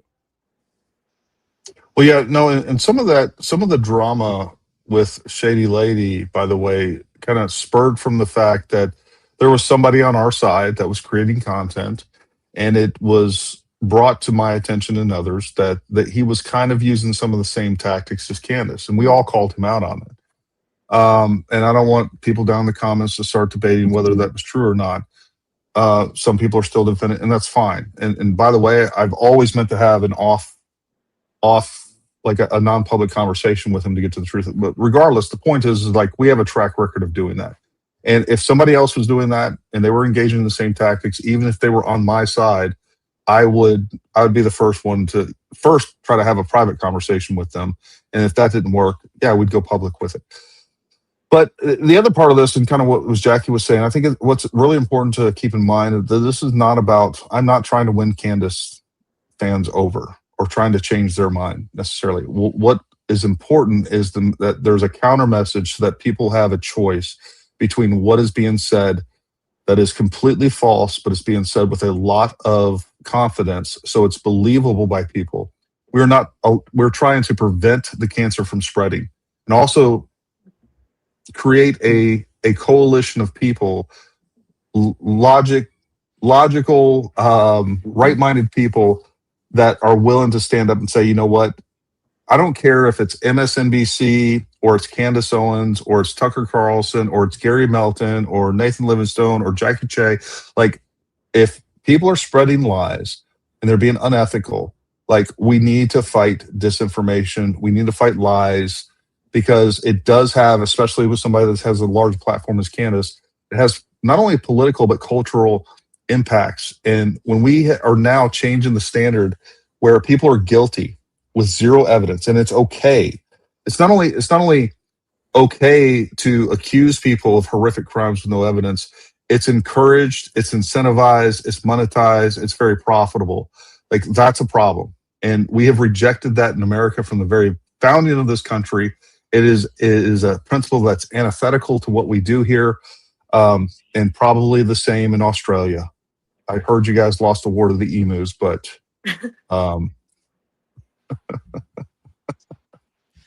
how are you? I'm interested. How are you both feeling coming out of the preliminary hearing? Are you hopeful? You know, I feel like I feel like in many ways Candace Owens isn't appealing to broader mainstream audience, and in a lot of what she does now, it's attempting to cater to her cult. You know, I feel like she copped a bit of a bashing with a lot of those conspiracies being demystified. I haven't watched the latest stuff with the footage that she put out, but I just, how are you feeling now? I'd like to get both of your takes. Go ahead, Jackie. I'm feeling very positive, actually. That week of the trial felt like a shift to me. I mean, of the hearing. It felt like a shift because it's like we were waiting for the actual facts to get their day in court. And a lot of people, all they were hearing were the conspiracies. It's like they were maybe had some access to the facts, but not on the level that they're being released in the hearing. I felt that week that was flooding the airwaves, and people were actually seeing, like, people with common sense could, this standard of evidence for this case is so much stronger than other convictions for other murder cases in the past, like, so damning. I would personally I wouldn't be shocked at all if Tyler Robinson ends up pleading guilty. And if the purpose of this hearing was for them to just establish what they were working with as far as the prosecution's case. Also, just people in my real life, people that are not chronically online, they tend to think of Candace as, they tend to be like people in my bubble that used to enjoy her content and are now just thinking, what the heck is going on? And people will say that to me, like, what is going on with Candace? What is going on with Tucker? Sometimes, what is going on with Megan? And that week of the trial, even more so, it felt like people in my actual life in the real world were just talking about the facts of the trial. They were not talking about the conspiracies that week. She ramped up again afterward, but I think when the real trial happens, I really am very hopeful and feel very positive about how the narrative is going to shift.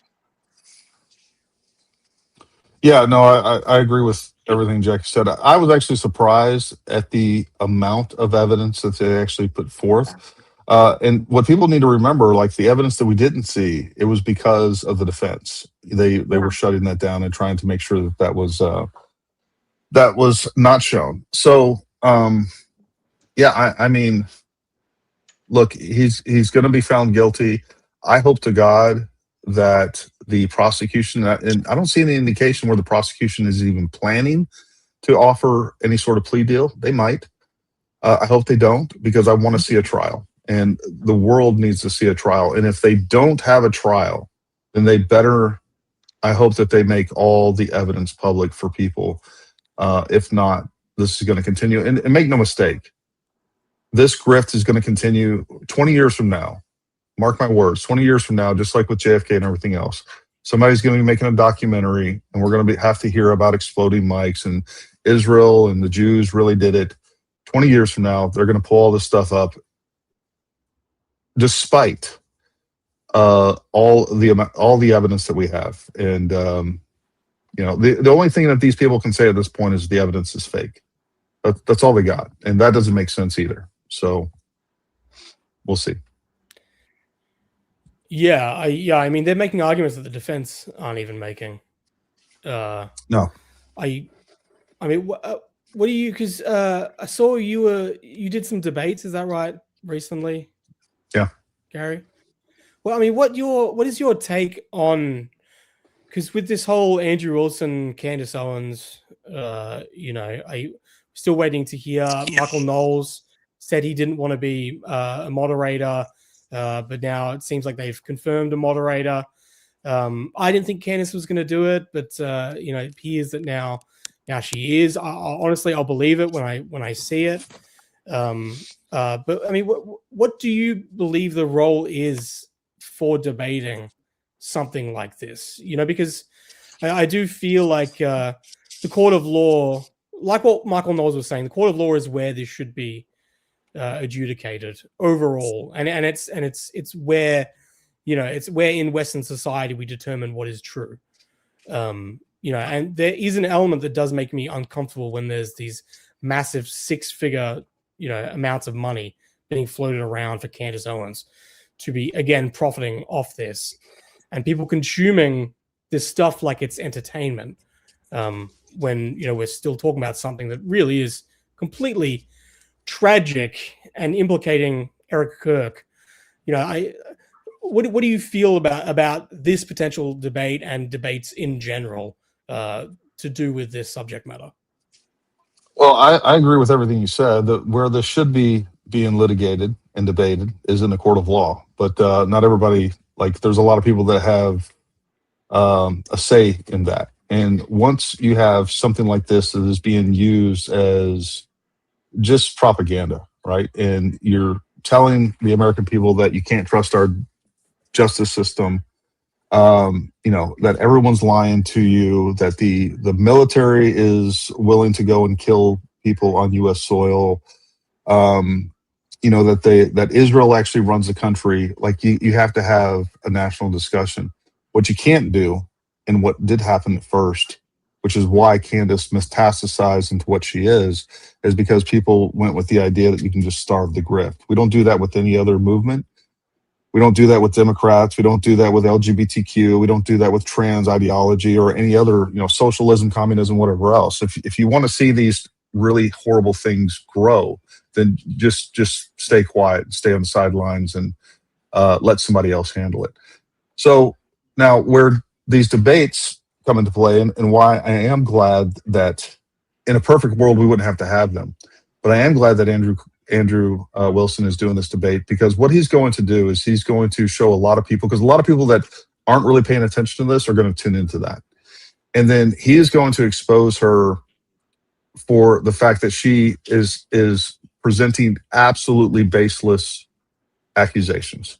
And he is going to expose her to a lot of people for the fraud that she is. He's not going to change hardly a single mind on her side of this. People that are just brainwashed into this, that are literally and this is literally a cult at this point. But it exposes a vulnerability that we have in American society right now. And that's why I think this is important. And, one of the things I've said, and I know Charlie Kirk said this, and I had adopted this for a long time, like, there's no point in debating somebody that isn't coming at it with good intentions or good faith, right? When you can just say whatever you want, like, you're not grounded in any sort of fact or truth. And, it's like, well, if it wasn't a 30-06, what was it? I don't know. It was an exploding microphone. Like, okay. When they can pull from their imaginations to fill the gaps, and they don't have to have any evidence, truth, or anything else, I used to say, hey, you know what? There's no point in having that discussion. I disagree with that now. The more of these spaces that I have, and the more of the people that I have on that push this stuff, just sitting there talking to them and challenging them, like, their arguments fall apart, and everything they're saying does get exposed for how insane it is. I mean, these are the musings of children. Like adults don't just sit around and speculate to the moon and back. And, like, again, whatever I can come up with, there's a gap of information here. I'm just going to imagine something that's possibly plausible, and I'm going to stick it in there, and now I'm going to present that as fact. and act like that is a logical discussion point. This is playing pretend. This is what children do. So I think while a month ago I probably would have said I think this is completely, not necessarily this debate, but debating this side of this is almost pointless. I see more and more the utility behind it. I respect that because I think you have a lot more involvement in debates and that kind of thing. I have been saying I didn't think this was fruitful because I agree, starving the grift does not work. But I think we have to be so smart about who our fighters are. I think we made that mistake with Candace. I've seen Andrew debate. I don't like the way he does it. I don't think it's generally helpful to the conservative movement. But that being said, this is the debate she accepted, right?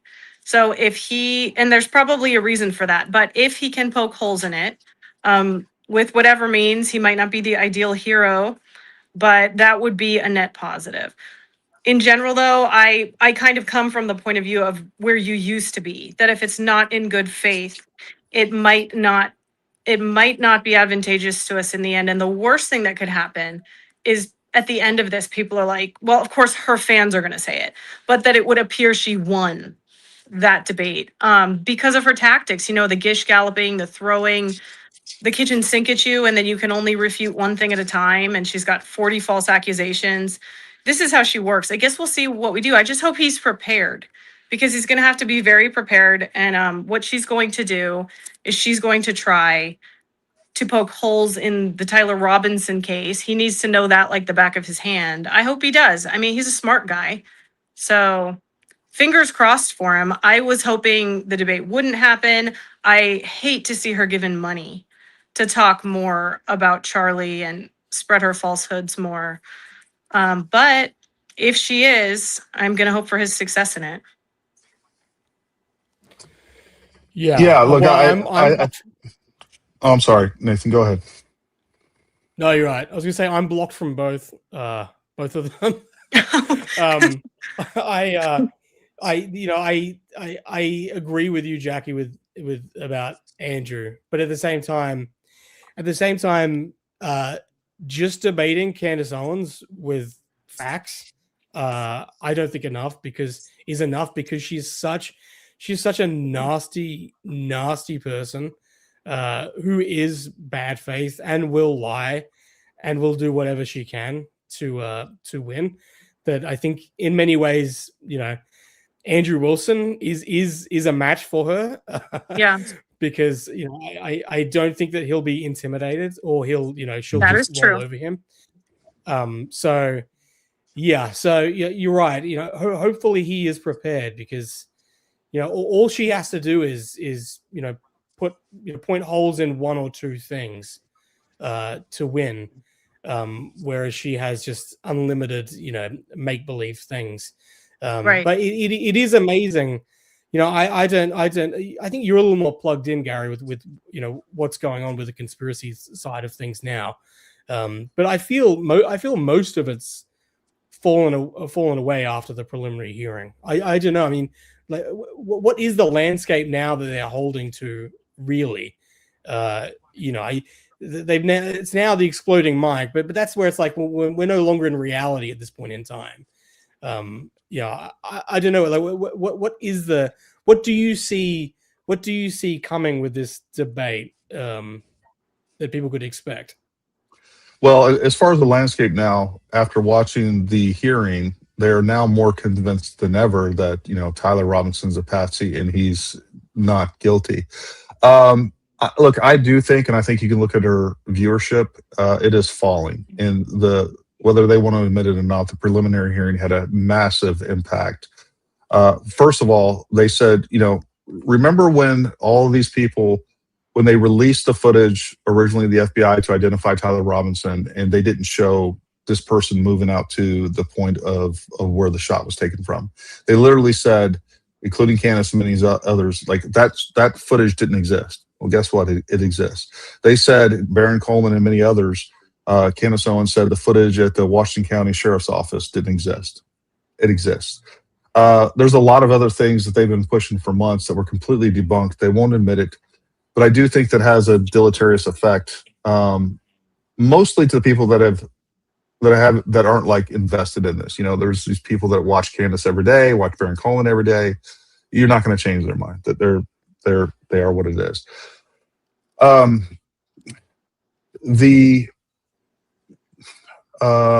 was your other question? No, I mean, what we can expect from this debate, on the side of what the conspiracy can decide. Yeah, what you think they're going to be arguing, and what might be hard to actually debunk or counter.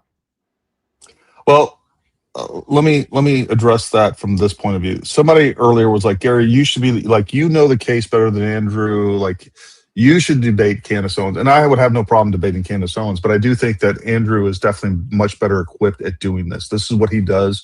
He's very good at what he does.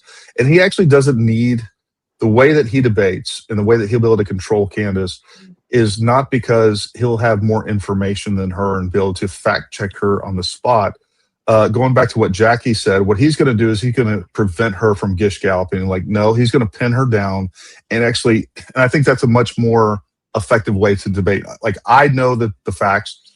But again, I don't know that I would be able to control Candace in the way that I think that especially if they have a good or decent moderator, something better than Sneeko with the Stu Peters.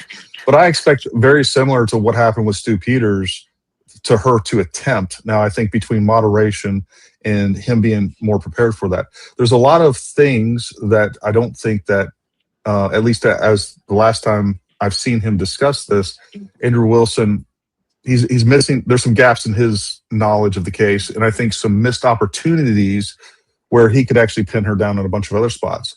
But I think he'll do a good job of exposing the lack of logic being used and the fallacies that she's using to push so many of these things. So that's where I think that he's going to excel and why he's the right person for this exact moment. I hope you're right. Yeah, I've seen that too. I think he's got a very good grounding in philosophy and analytical thinking. And so I think that's the thing is to really just bring the game to her to say, like, you're making these claims. What's your evidence? What's the basis?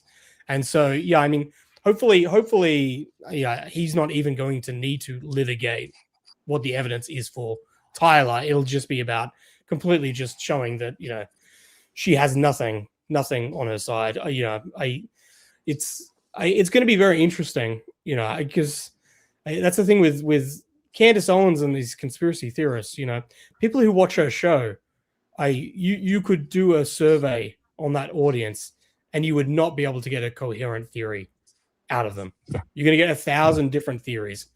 Even in it was in December that she was interviewed by Piers Morgan, and he tried to nail her down on what is your working theory? What is your working theory? And she had nothing. Her working theory was JFK. Maybe Israel was involved with JFK. So then maybe Charlie Kirk. There's more to the story.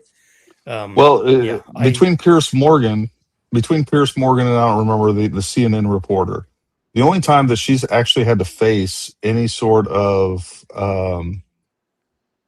adversarial discussion about that, every time she's just fallen apart, even like with Piers Morgan. And you highlighted it so well in your clips where it's like, no, you just said that TPUSA personnel were involved in the assassination and cover-up of Charlie Kirk. And she's like, no, I didn't. And he's like, you literally just said that. And of course you click back. I can hear the MilkBarTV click, and then it goes back to exactly what she said. Another point on that was, he's like, well, did you ever find out where Charlie Kirk was buried because you were questioning where he was buried? And she's like, nope, you got the wrong commentator. Like, what? And again, you do such a masterful job of highlighting those very clear divergence and dichotomies of what she actually says using her own words. That just reminds me of pulling this back to the group chat and this idea of doxing and personal information is her now trying to be a grave digger for Charlie Kirk's gravesite. The hypocrisy, that was the latest thing, right? Right. Charlie Kirk is cremated. I saw that one. I want to just get to a couple of super chats, but I mean, yeah, I'm gonna wind down. So feel free to head out whenever, guys. But I'll keep chatting about what's going on.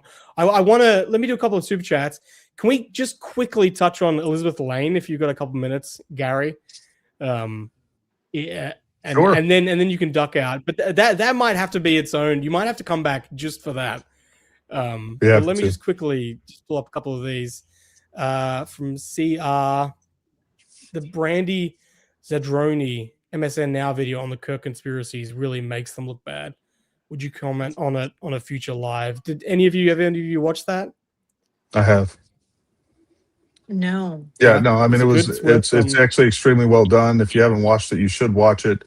I don't know if you can drop that link in the chat somewhere, but it's definitely worth watching. I think she does a really good objective job of, I mean, just showing what a fraud Candace is and showing the network of people that she has that are now, that they have helped boost one another, all the things that I just talked about and I've been talking about for a really long time. But she did a really good job showing a link chart and really highlighting what's going on with her. Yeah, I want to also talk to you about Baron Coleman, but again, we can maybe do that another time. Because Baron Coleman, I was looking a little bit into that, and it is actually incredible how much money that guy's made over the past year, just grifting off Charlie Kirk's death. This whore, don't care, done being nice.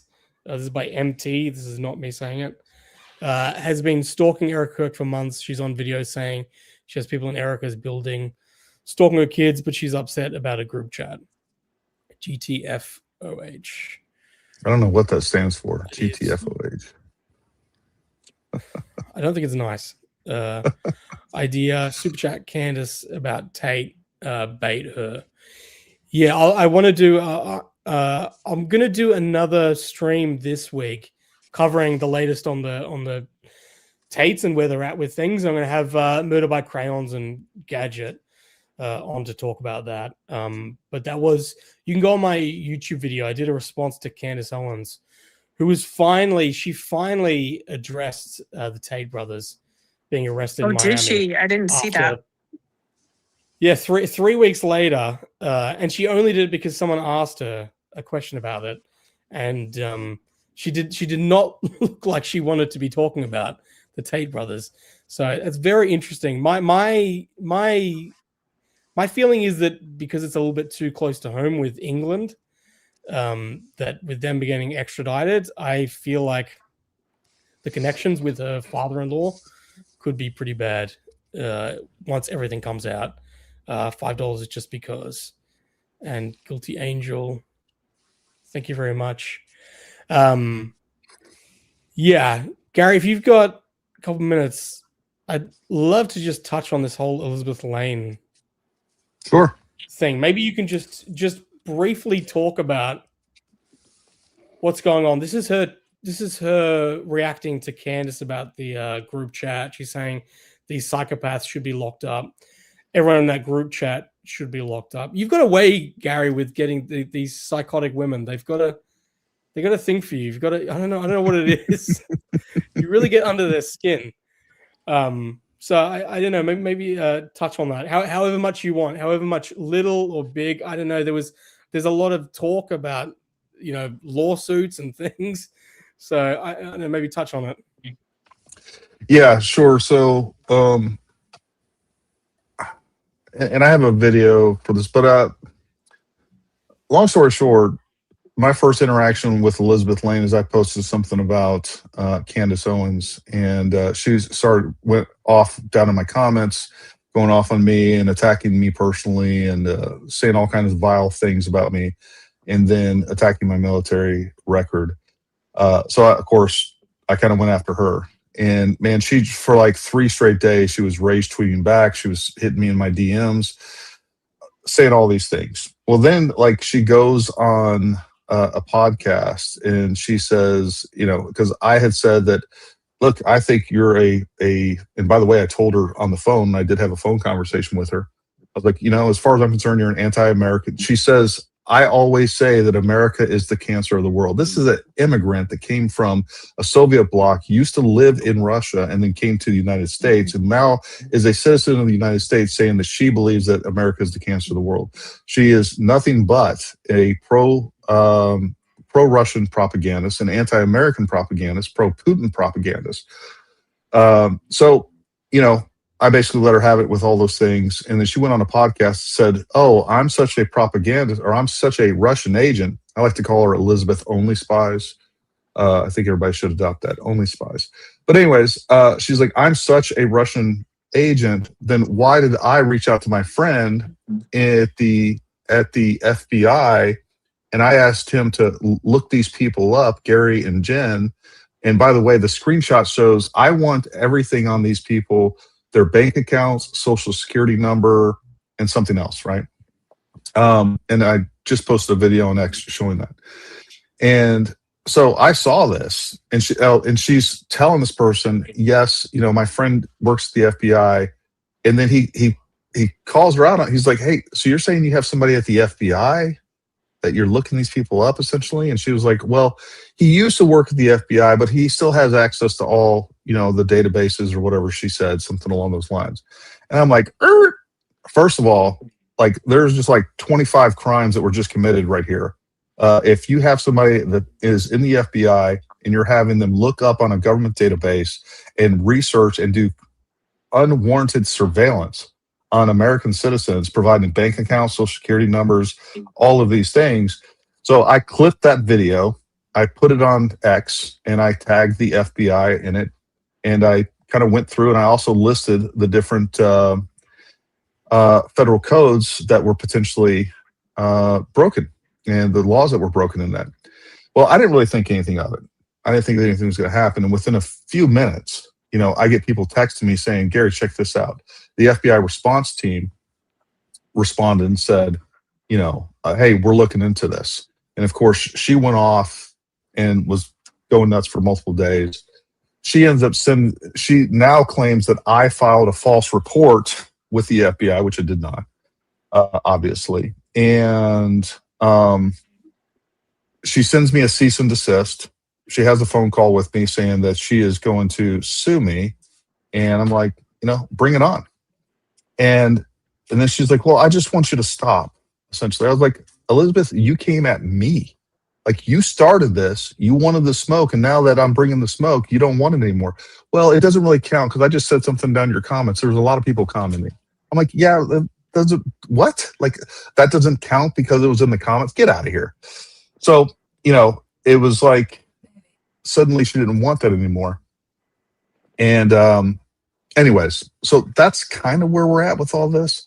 You know, oh, and then she goes on to Tucker Carlson recently and, you know, makes all kinds of fallacious claims about me, saying that I'm paid by multiple people, insinuates that I'm being paid by Ukraine and all these other things. So, you know, just another day in the life of, I'm either getting slandered on Tucker Carlson or Candace Owens. It's become quite the norm lately. You must be doing something right. And she was she was a guest on Candace Owens' show, and she also did this.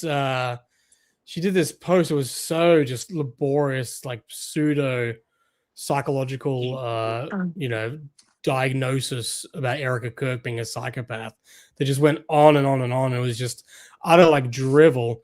And Candace Owens read it all out.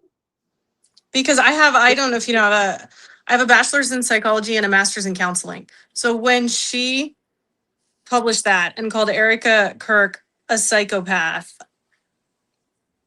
nothing about Erica Kirk fits the diagnosis of a psychopath. But there are, and I would never diagnose just online, but there are many things in this orbit of woke right people that would fit it much, much better. So it was, again, just projection, and it was really gross to see her making that claim when she has no idea what she's talking about.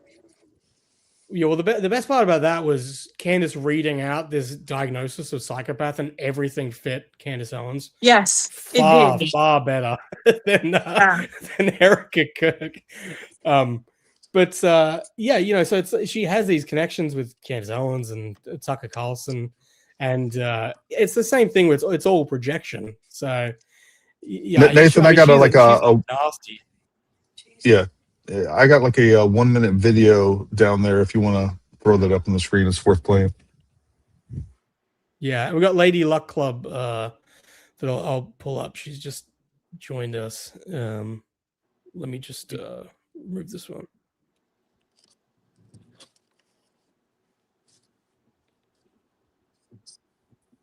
Well, this Russian agent here that he calls Russian agent went ahead and did what needs to be done. Can you read? Can you read? I can't see it. Let me see. Send the information to a friend of mine at the FBI. So I guess, how do you explain that? I guess Russian agent sends information to the FBI to investigate what's going on behind Gary and Jen, right?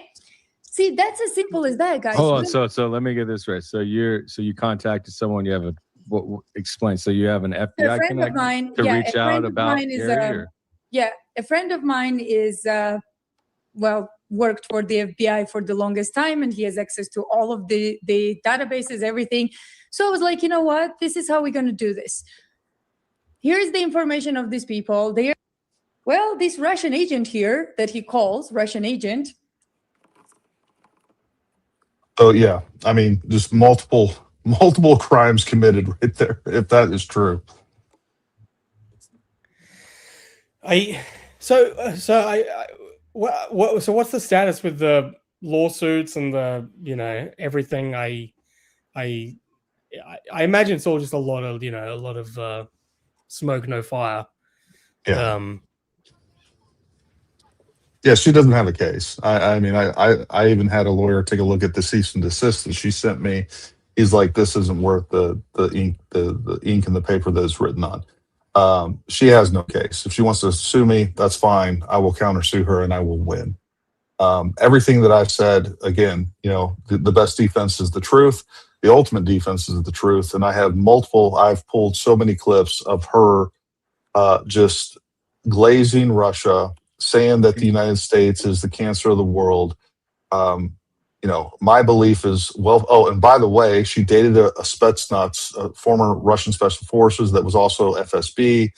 You know, so there's a lot of links to state-sponsored people within her. And then she shows up out of the blue like 2021, 2022, which, by the way, that expose on Brandy that Brandy did for MSNBC, whatever, I don't remember her last name, but she actually talks about all of this and the fact that she has very real links to Russian intelligence. And whether she's a paid asset or not, the fact is, and I stand by it, she is an anti-American, pro-Russian agent of chaos that hates this country, that has called for violent revolution in this country, that constantly attacks everything about this country, and just so happens to be aligned with Candace Owens, who also, by the way, went to Russia.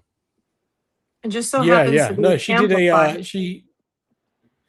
she had Tucker Carlson's brother on as a guest, and was calling for a violent revolution in America. Mm-hmm. Yeah, I've been covering her since she, you know, just randomly got an interview with Tucker Carlson last year, and she had just this tiny account, and so she just seemed like she was just astroturfed out of absolutely nowhere.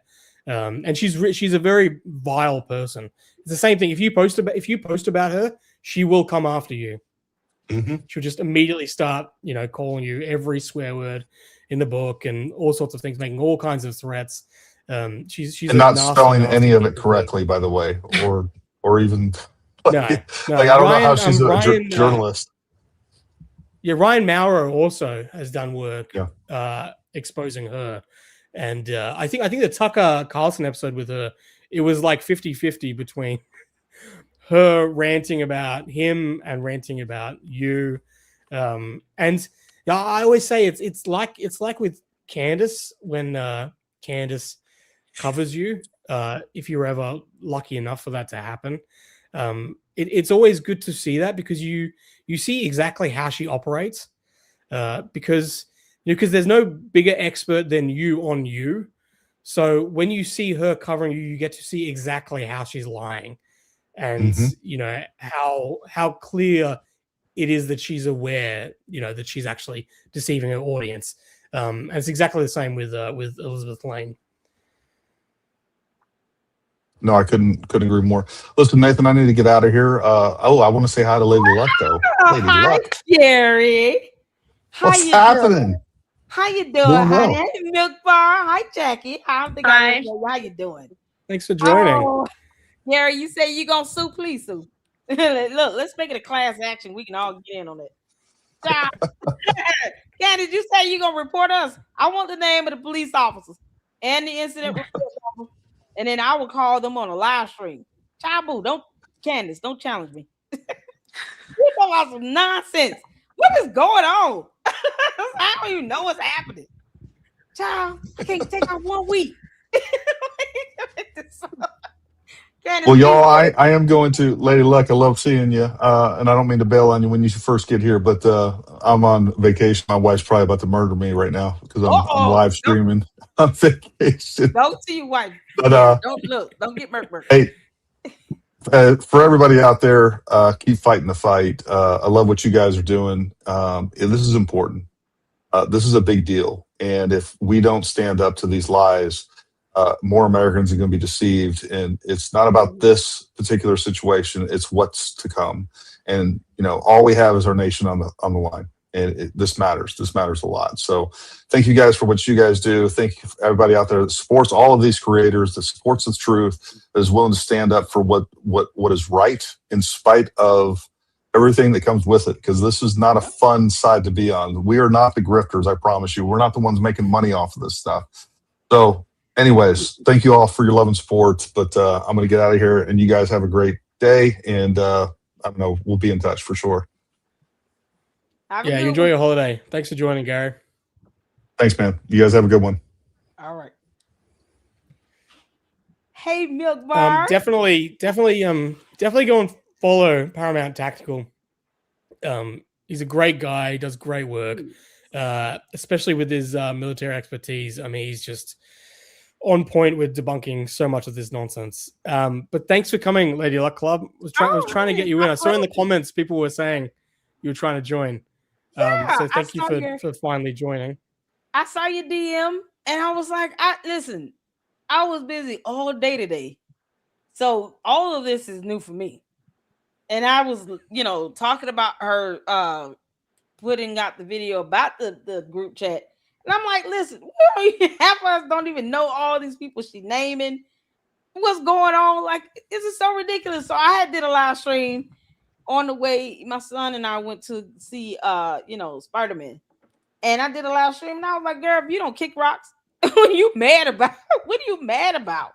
Like, this group chat, we weren't talking about Candace like that. We were actually more focused on, all the stuff that was happening against Erica Kirk. This girl's got 2 kids. She's got toddler babies and stuff. You out here talking about you got sources and direct contact living in her building. So you admitted to cyber stalking. And you want to sit here and make yourself the main focus of everything going on and for what? Chabu. You're not stunned, Candace. Candace does not pay our bills. Like, she's so insignificant, it's not even funny. You can't make yourself more important in our lives than where you belong, Candace.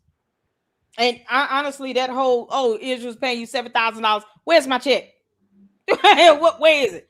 If Israel wants to pay me $7,000, they can pay me. And I'm still going to say what I want to say. That's how that works over here. So that's that whole nonsense. That stuff don't work on me. Like, somebody tell Benjamin Netanyahu he owes me $7,000. Chabu. It's like, where are we going with this? So now she wants to file a report. Candace, I wish you would.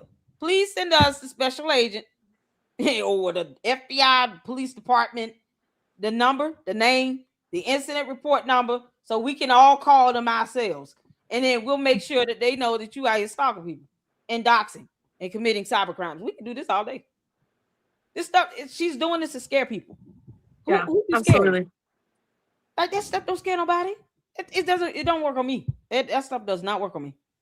And like Gary said, I think the problem is Candace has been doing this stuff for so long, and she's done it to so many people that you've got a plethora of people that should have sued her a long time ago. Going back to Tria Logic being doxxed and being thrown out there, knowing that she was a former LEO that had dangerous people threatening her life.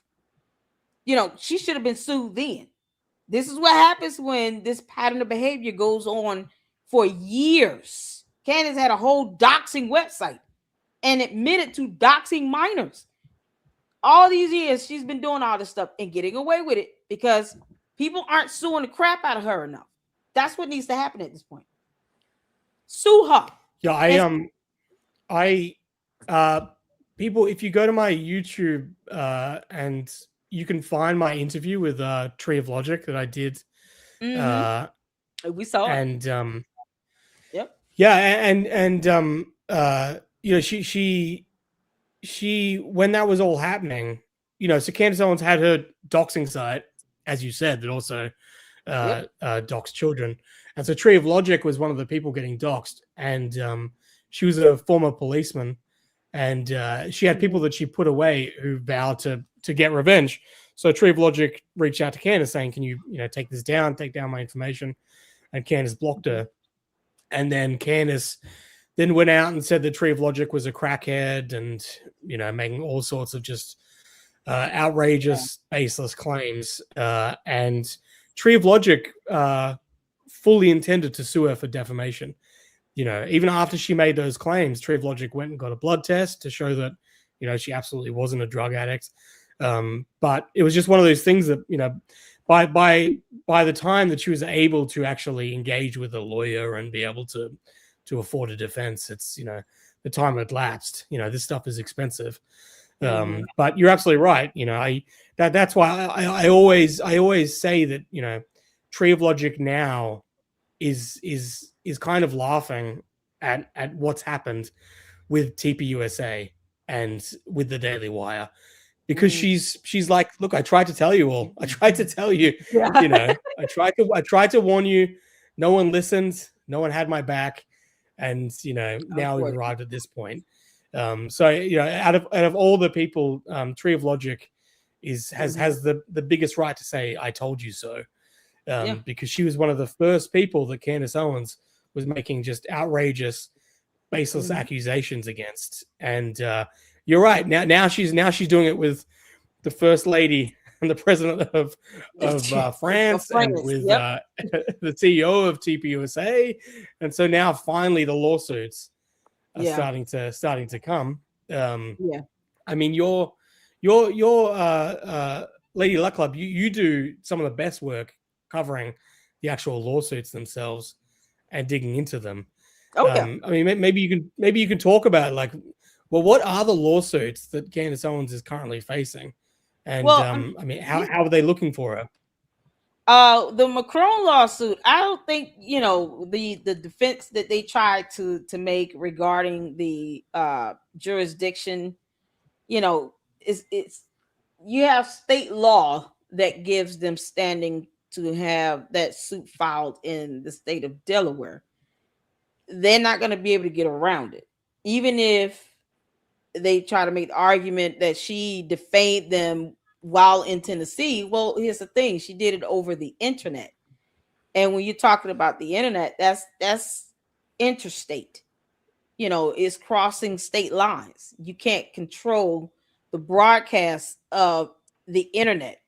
Where this live stream goes out to, you can't say it's only confined to one state in the United States of America. That's not how the internet works. So the broadcast crossing state lines, and then she has an LLC and Georgetown Inc. registered in the state of Delaware, where the money she's making from the defamation between her content and merch and products and all this stuff is flowing through those LLCs and Georgetown Inc. registered in the state of Delaware, gives them standing to file the lawsuit there. And she doesn't want to go to court. I mean, going from the lawsuit against the property management company with her apartment, where she claims she has systemic recurrent yeast infections, because we've been clowning her about that for months, and then having the lawsuit filed against her from Kimberly Klasick, and then her filing a lawsuit against USA Today, and then her appeal in Australia with the the pass that she wanted to get. Yeah, she lost those, and she was ordered to pay a judgment. In Australia, she was ordered to pay the government's court costs. Has that been done? Who knows? I haven't been able to see any documentation on that. She was ordered to pay the apartment community. They counterclaim. You lived in an apartment for 7 months, created a situation for black mold to grow. They did, testing in the apartment, was able to get to the root of it. And she doesn't even show up for the final hearing. So they won by default judgment. Candace does not have the gumption to follow through when it comes to these matters. And the court of law, as I always say, is the one place Candace Owens has zero power. She knows that she has no power. She has no understanding of the law or court rules or how these processes go in the courts, how these civil matters play out. She doesn't want to go through it. And when she realizes she's losing this battle, it's like she distracts from it and wants to divert attention away from it. And I think that's part of what she's doing now. She's got 2 lawsuits sitting in her lap. One from the leader of another country and a federal lawsuit where the chances of her losing that is like at least 95%. There's no way. And the burden in these matters are just the preponderance of the evidence. You only need to be 51% convincing. And they both have jury demands.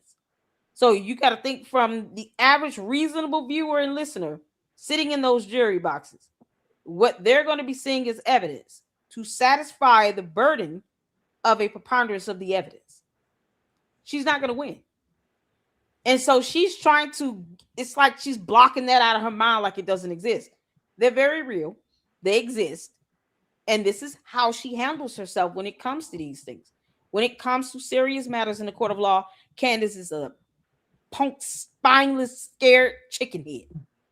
And she runs from it. And she wants people to forget it. It is not there. No, look over here this way. No, but look over here at this. And the Epstein files. Girl, go to court. She don't even want to go to court. She files motion to dismiss, but they talk about subpoena power. She has no idea what subpoena power is. Candace has no concept of what discovery is. She doesn't know any of that stuff. She's stupid. She can't even keep her own attorneys. She's lost 2 attorneys in the Macron lawsuit. Yeah. She lost 2 attorneys. So she can't even keep attorneys. And she doesn't listen to them. They've got to be telling her, girl, if you don't shut up, sit down somewhere and be quiet. Like her getting in videos and doubling down is an attorney's worst nightmare. When you have a client that won't even listen to sound counsel and wisdom, and they're representing you in the court of law. If they tell you don't speak about this in your videos where you got 6 million bots listening, don't speak on it. Worst type of client to have, and you can't keep counsel, and you're getting attorneys that are forcing whole courts to recuse themselves. It makes no sense. This is the type of chaos and confusion she wants to have. The distractions. Look over here, look over here. Child, please. It's not going to work. She's still going to lose. And now she wants to sit here and talk about she's going to report us to somebody and never even said who it is. Who we get reported to? And didn't say what she's reporting for. I was like, I just got to read the post. And I said, first of all, you got all this broken English because she's an idiot. I am going to file a report. To who? When is this going to happen? Candace, don't challenge me. I will call these people on a live stream and put them on speakerphone. That scares no one. I would sit back laughing at it, and then we start making funny photos to go with it. Like, you can't make this up. It's like this girl is sitting here delusional. Candace, Special Agent Monostat 007 is on the case. Go ahead and call him. File the report so we can call them and follow up. Girl, bye. Like this is what she want people to be scared of. So when that doesn't work, then she resorts to all these cyber crimes, because doxing is a crime. It's illegal. It's a cyber crime. Period. You have the intent to harass, the intent to dox. You want to invoke that fear into what you see as ops. That's doxing. That's what the law defines doxing to be. Whether it's information released to the public or not is irrelevant. It speaks to intent. And once you nail that and show that she did it maliciously with a reckless disregard of the truth, it's not hard to win a lawsuit against her. It wouldn't be hard at all. You got attorneys out here that will represent people pro bono. Shout out to the whole truth. He was like, if you're ready to sue Candace, I will represent you pro bono. Because it wouldn't be hard to win. I think it's very, I think it's very telling. I'm being sued by Andrew and Tristan Tate. Yeah. For defamation. Yeah. And that's the thing. The first case was dismissed. And so they've amended the lawsuit. So now there's the second lawsuit that we're facing. Mm-hmm. They've sealed the examples of defamation in the second one because they don't want people to see, I believe, how ridiculous these examples are. Right. But the first one they didn't. So I happily showed people, this is what they're claiming is defamation. And here is me standing by every single thing I've said and being able to back it and defend it. Candace Owens doesn't do that. You know, when the Macrons mention how she linked them both to the MK Ultra program, she then says, why do they bring up MK Ultra? I never said anything about the Macrons and MK Ultra, So that's where they're all going to make a compilation where I'm showing like episode after episode after episode of her drawing parallels, saying Brigitte Macron's birthday is the same date as MK Ultra. Oh, very interesting. We're reading Chaos. That is about MK Ultra, closely aligns with Macron's and Becoming Brigitte series. Her over and over again planting the seed that Emmanuel Macron fits exactly into the category of what MK Ultra agents were. Right. So that's where she goes back and gaslights and pretends that she's never said these things, which shows that she doesn't have confidence to actually back up her claims. But also, as you're saying, that doesn't work in court. It doesn't. That doesn't hold up. And she forgets, like, YouTube is not court, and court is not like going on your YouTube channel. It is a whole different atmosphere. And when you're talking about, one of the lawsuits being a federal lawsuit, those district judges don't play that. Federal judges are not in the mood for that nonsense. They're not used to a clown show. They're not used to that level of buffoonery that you might see in traffic court. It's a whole nother level of seriousness you're gonna have to come in with. You got to bring it. You can't go in there saying, I was just, reporting and I'm a journalist. No, but you put out provable false statements that did not have a shred of evidence to support it and accuse people of committing a crime. That is the legal definition of defamation. You going out and accusing someone of committing a crime, a criminal offense that would, in a criminal court of law, warrant jail time. Cover up of a murder? You don't just go and frivolously accuse people of being involved in it. So when you do something like that, you got to have evidence on it. Otherwise, what you've done is defamatory. And if you're doubling and tripling down, showing a reckless disregard of the truth, you're being given evidence to show this is not true at all. That's malicious. Once you've met that malicious intent, from there, they don't care if you call yourself an independent journalist or whatever she claimed that she is, that she's not educated to be. They don't care about that. The judge is going to be like, listen, you went out here and you defamed these people. They lost money. They lost contracts. They lost business. You know, you attacked their character. You set them up to be harassed even the more. They got doxxed. So you put them in situations where, you know, you've got people that have had to uproot their lives, move out of their homes that live near UVU because she put their name out there, put their photo out there, and they had to go and live somewhere, you know, for 1 or 2 months because people were looking for them, all because she said their name and put up a photo. They did nothing wrong, but because she put that type of target on their back, they had to uproot their lives and move into a different neighborhood for a couple months. They couldn't live and exist in peace. These are the things that she's doing, and all this stuff lays a foundation of character. So that evidence can be used in multiple lawsuits. People could literally take one lawsuit and reference the other lawsuits and say, here's a pattern of behavior. This is how she is repetitively. This repetitive pattern of behavior that goes to the cyber harassment. That is the legal definition of cyber harassment. This repeated pattern of behavior where she's being called out, she's been sued. People are telling her to stop doing this nonsense, and she continues to do it with a reckless disregard of the truth. I mean, laying a lawsuit on her at this point is a standard. I wouldn't be surprised if she get hit with a class action. You get about 40 or 50 of them people out of that private chat. We all decide, you know what, we're just gonna do a class action and keep it rolling. That'll do it. That's a fun thing to contemplate. Yep. Hit her up for $50-60 million. You hit it in the pockets. That's all she cares about: public relations and money.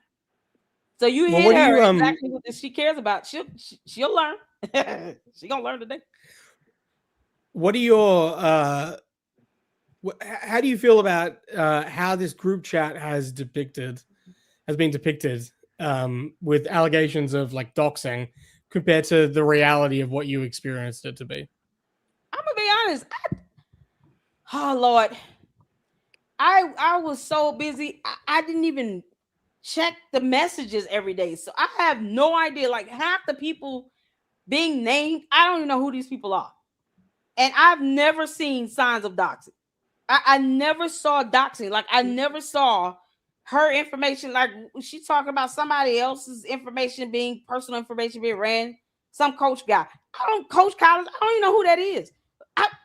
It was over 90 people. That's a lot of people. When you're not active in it every day, you don't really know who these people are. You don't know if they're content creators, if they're solely on X. They just like just another name in there. So I had no idea. I had no idea how many people were in there. Candace lies with impunity. Like she feels nothing lying. It just is easy for her to lie. It's like breathing air. And when you call her out on it, then she just switches to another lie because she's a pathological liar. So at the end of the day, if she doesn't have the evidence, Candace can kick rocks. She's lying her ass off. Like none of that stuff happened. And so what you would normally do is, okay, you're talking about a chat with 92 people in it and messages are being posted. Why not show the screenshot of the post? Just show the evidence. Show the proof of this stuff happening. Otherwise, you saying it means nothing. Good luck in court, Candace. You're going to lose. You can't make this up. Like, where's stuff coming from? That's my thought on it. And I'm sorry, I do have to get going, Nathan, when I feel like it's just getting exciting now. And to your point, I guess we're all in this group together, and this is my first interaction with you, Lady Luck Club, but you seem like a pleasure. Oh, so thank you. it's been a lot of fun. My husband is like opening the door and has to get to bed, so I'm gonna let you guys go. And you guys seem to have this legal part of it much more under control than I do. But thank you for having me on. No, thank you very much for joining me, Jackie. Do you want to plug your socials? Oh, sure. I mean, I'm on X. My hashtag is fair and biased with fair_and_bias. And it's really just for my blog, which I'm hit or miss writing the blogs, but it's fairandbiased.blog. And I've had that for like 6 years or so. It's pretty much just my political and religious thoughts on things. And that's why I created the social media, so I could amplify that a bit. Although the social media kind of took over because it's so much easier to get your thoughts out quickly. Oh yeah. Y'all make sure you guys check out Jackie on her socials. I appreciate Jackie's that, guys. great. I always find Jackie to be very, very insightful. So people, please follow him. Thank you so much for joining, Jackie. Thank you so much. Bye, guys. All right. Great. What do you? I mean, this is the thing that she does over and over again. Where she'll take anything and be able to use it to her advantage. It's actually unbelievable how much this is being portrayed as something that it's not. Are you concerned about, because she went hard after Britta, whose account is no soup for Knowles. Really nasty stuff where someone dug up allegedly a DUI from last year, which is completely irrelevant to anything whatsoever, but they posted the mugshot. And then Candace, of course, made that into a big thing today, which is highly ironic, her attempting to somehow shame someone for a DUI, considering her own husband's experience. I know, right? With alleged DUIs and leaving the scene of a crime with a weapon. But there you go, moral consistency isn't exactly Candace's strong suit. So, I mean, how do you feel about yourself being? I love this idea of that. This group chat allegedly involved doxing, so that means that now we should dox everyone in this group chat and expose as much personal information. How do you feel about that? Are you scared about personal information coming out? No, I mean, if personal information come out, I know, okay, they're doing this out of retaliation and they're doxing. They intended to do this. This is not by accident or anything like that. And I'm just going to sue the crap out of her. It's that simple. I'm going to sue Candace Owens. And whomever else. Name all of them clowns as co-defendants. And then file an FBI, claim. I mean, it's a cybercrime. So you break the law. I'm going to report you to the FBI and I'm going to sue the crap out of you. And then I'm going to sleep peacefully.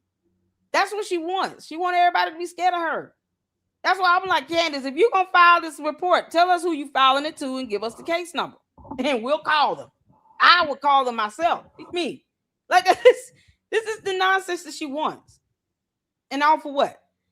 Because she wants to try to justify all this nonsense and buffoonery. It's still a cybercrime. I don't ever advocate for people to break the law, because the last thing you want is to do that. And then they go and they retaliate and do it back. And then say, well, they did it first, John. And then the judge is going to say both of you are wrong, kick rocks. But you let them go out and commit all the crimes and they get all the blood on their hands. You take them to court and then you show, okay, judge and jury, here's what they did. They have no excuse for it. It was intentional. And for some reason, they want people to think this is acceptable in the eyes of the law. It's not. It's still a crime. And they need to suffer whatever consequence comes with it. Period. And we're going to go in full max. Candace, all that $50-60 million you thought you made, yeah, I'm going to sue you for that. The whole amount. And you're going to pay my attorney's fees separate. Like, I'm just going to sue the crap out of them. It is what it is. I think people forget, when it comes down to it, you have people like us who are real people behind these profile names. Like, I have minor kids. Like, that's not a joke. You put me and my kids in danger, I'm going to let you know, and I'm going to show you better than I tell you. And it's going to be that simple. You got these little morons and these cult members running up on people, looking up at people's addresses and stuff. You come to my neck of the woods if you want to. The whole hood going to clap now. You're going to be greeted by SWAT and a K9 unit, some weaponry that you won't be able to process. Yeah, we'll all be waiting for you to turn that corner.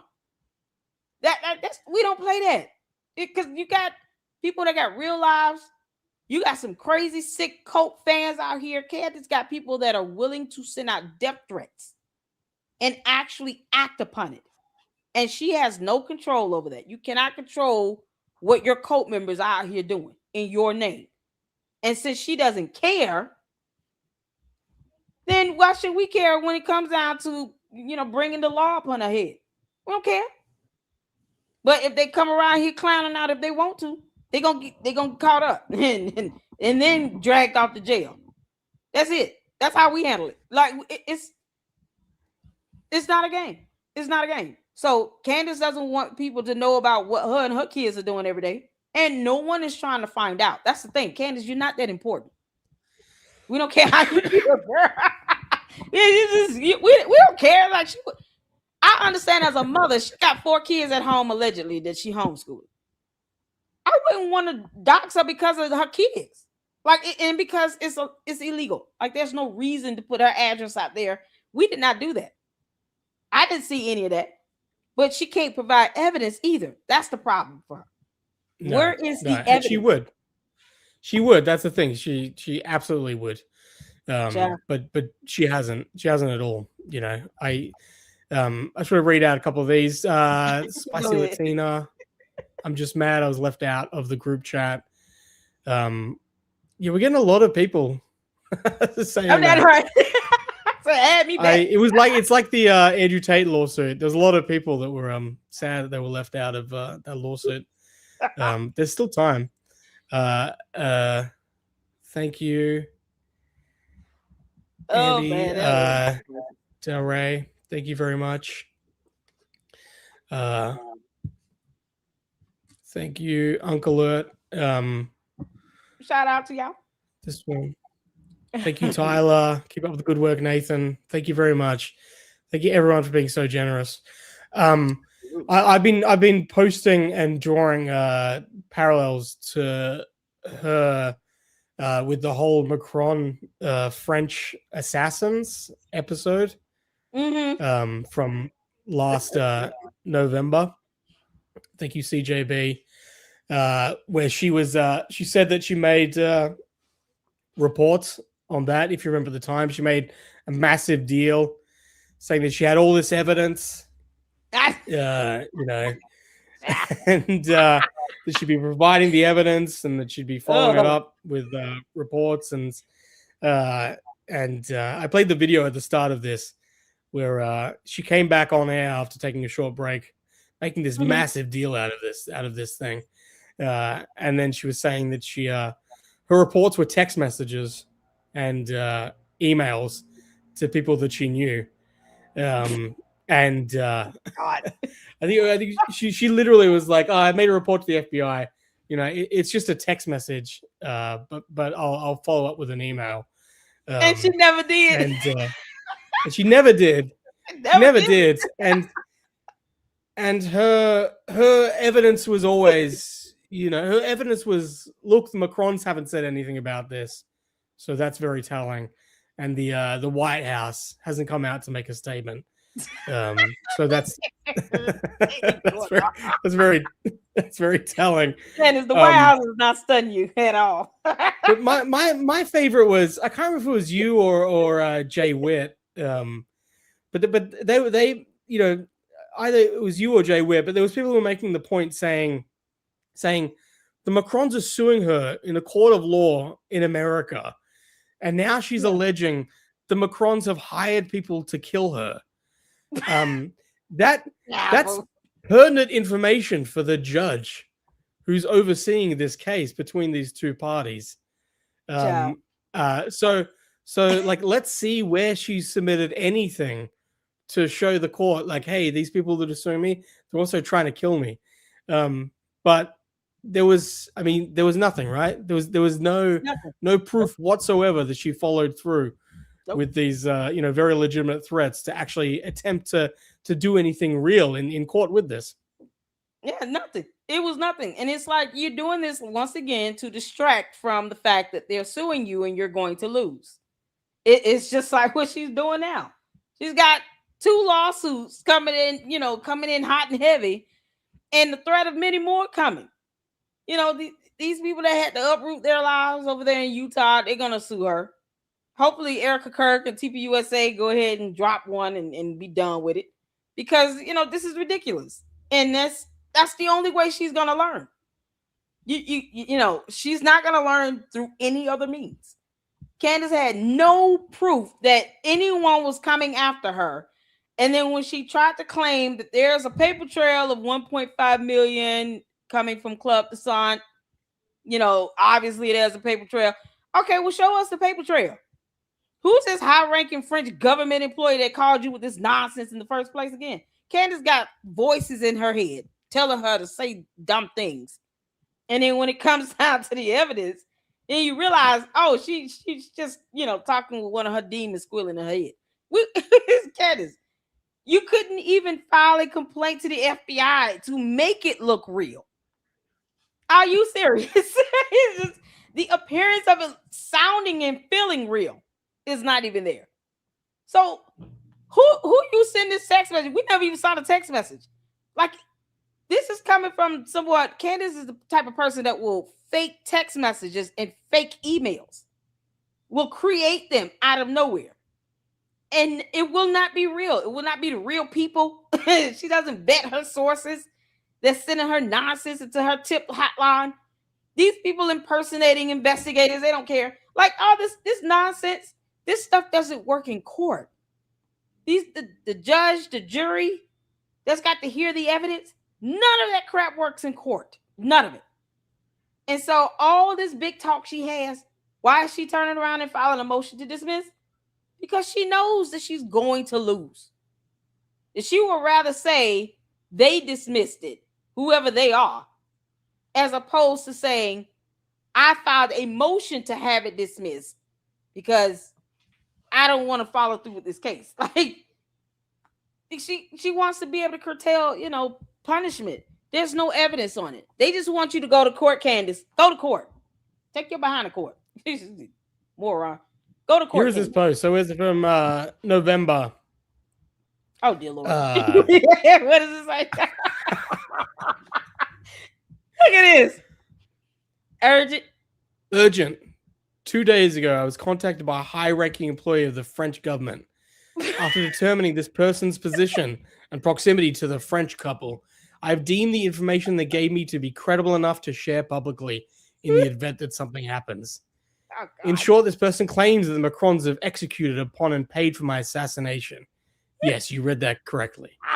More specifically, that the green light was given to a small team in National Grand Marie Intervention Group. I'm told there is one Israeli that is on this assassination squad, and the plans were formalized. Again, this person provided concrete proof that they are well placed within the French government apparatus. Where is it? Further to this point, this person claims that Charlie Kirk's assassin trained with the French Legion 13th Brigade with multi-state involvement. Journalist Xavier Poussard's life is also at risk. This is deadly serious. The head of state of France apparently wants us both dead and has authorized professional units to carry this out. I ask that every person retweet and share this. I do not know who in the American government can be trusted, since this source claims our leaders are aware, but I have more specific information, which is definitively verifiable, should they care to reach out to me. Because what there's something else where she says, let me try and find it. Girl, bye, Felicia. They didn't do when they paid the money. Is the payments. This means there is a paper trail, and I encourage the patriots of France to do what you can to uncover it. I would again like to stress that there was a French female assassin. No, God. Israeli assassin. Try to find. There was somewhere where she says, it must have been Carmen. Inform people in the federal government and the White House of the France and Israeli assassination plot, and I'm willing to provide full details, as well as the name of the assassins and the international accounts in France and Canada through which money was exchanged. Beyond that, I've shared more information with the public regarding the Brigitte story. Blah, blah. Yeah. She we got to alert Space Force. I mean, this was somebody alert Space Force in the White House. Inspector Gadget. This was November. It's when November last year, and it just like vanished. You know. Oh Lord, can't do this for PR. It was literally just like episode of the week. You know. It's Where is Waldo? Where is Waldo is after Candace. Y'all didn't know that. Where is Waldo? The French version. You know, and now she's obsessed with this group chat that she's claiming has connections to, you know, top conservative media and blah blah. It's, you know, connections. Candace, you gonna share why I call him Sloppy Joe Kent had to vet Mitch Snow to come on your show. Are you gonna tell us about that or what? We have to keep assuming. Because he said Sloppy Joe Kent vetted him so he can go on Candace's dumb show. For what? Yeah. That's what I said. A blogger, gossip blogger.